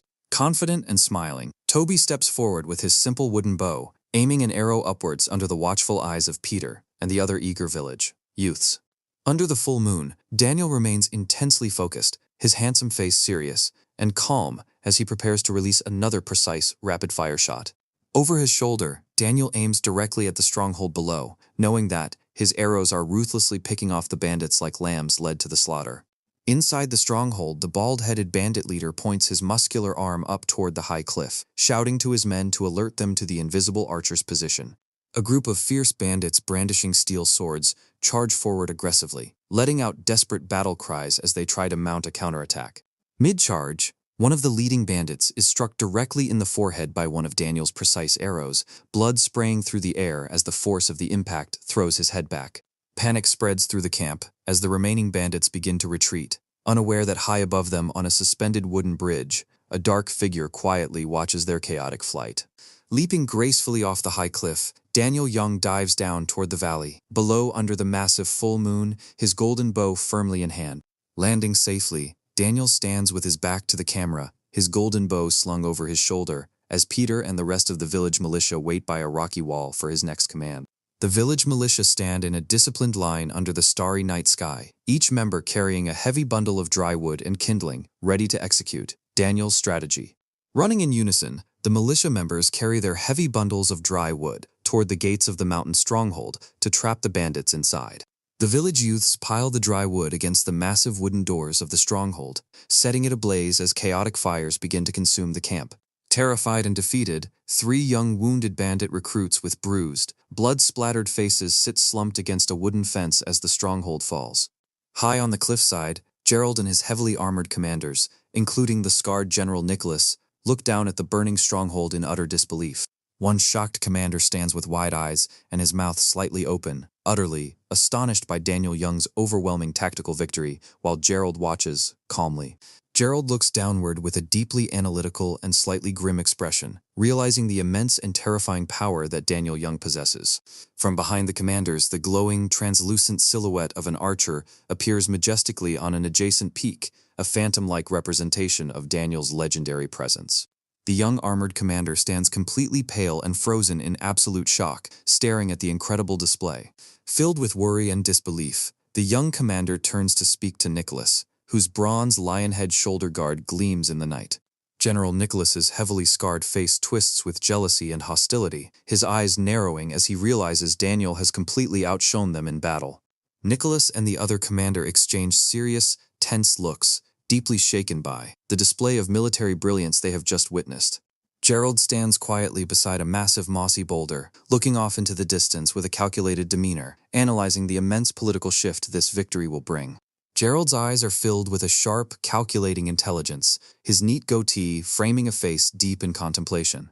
Nicholas speaks to Gerald, looking eager to downplay Daniel's achievements, while Gerald listens silently, knowing the truth.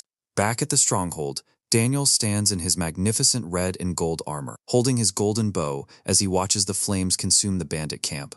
Peter holds a burning wooden torch high in his hand, standing beside Toby, who grips his steel sword. Both youths look incredibly serious and battle-ready under the dark sky.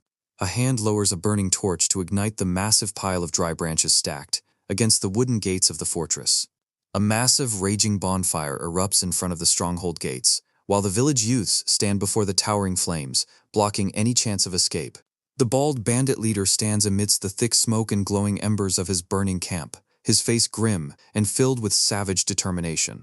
Inside the burning fortress, two wounded bandits sit slumped against a wooden barrier, coughing in the thick smoke as the fire closes in. The bald bandit leader raises his sword high against a massive backdrop of roaring yellow and orange flames, preparing for a final, desperate charge. He charges out through the burning wooden gates, leading his remaining men in absolute fury, brandishing his steel sword. In front of the burning camp, the village militia, led by Peter and Toby, stand in a tight defensive shield wall, holding round wooden shields and sharp swords, ready to meet the enemy's charge.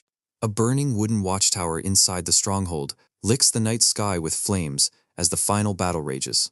Peter and Toby stand firmly side by side behind their shields, their eyes filled with intense determination as the enemy approaches.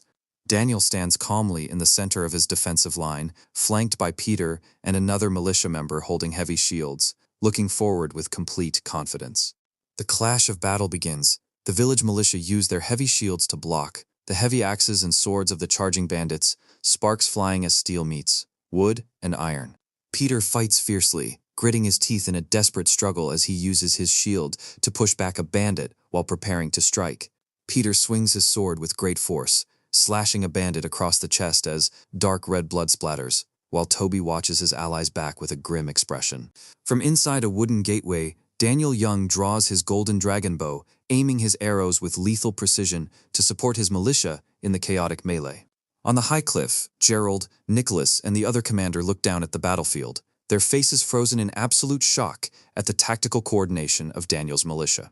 Nicholas's eyes are wide with disbelief and extreme jealousy as he realizes Daniel's poorly trained village youth are successfully defeating the notorious mountain bandits. Gerald stands in profile, looking down at the burning valley with a solemn, deeply analytical expression, realizing that Daniel Young is a force to be reckoned with. Gerald's eyes narrow as he quietly observes the final moments of the battle, recognizing the rise of a legendary figure. Reflected clearly within the pupil of an eye is the image of the battlefield below, showing the shield wall and the burning fires of the stronghold. Sensing defeat, the bald bandit leader clad in a black cloak rushes past the burning wooden structures of the stronghold, fleeing into the dark forest. The figure clad in the black cloak runs away up a rocky, moss-covered mountain path under a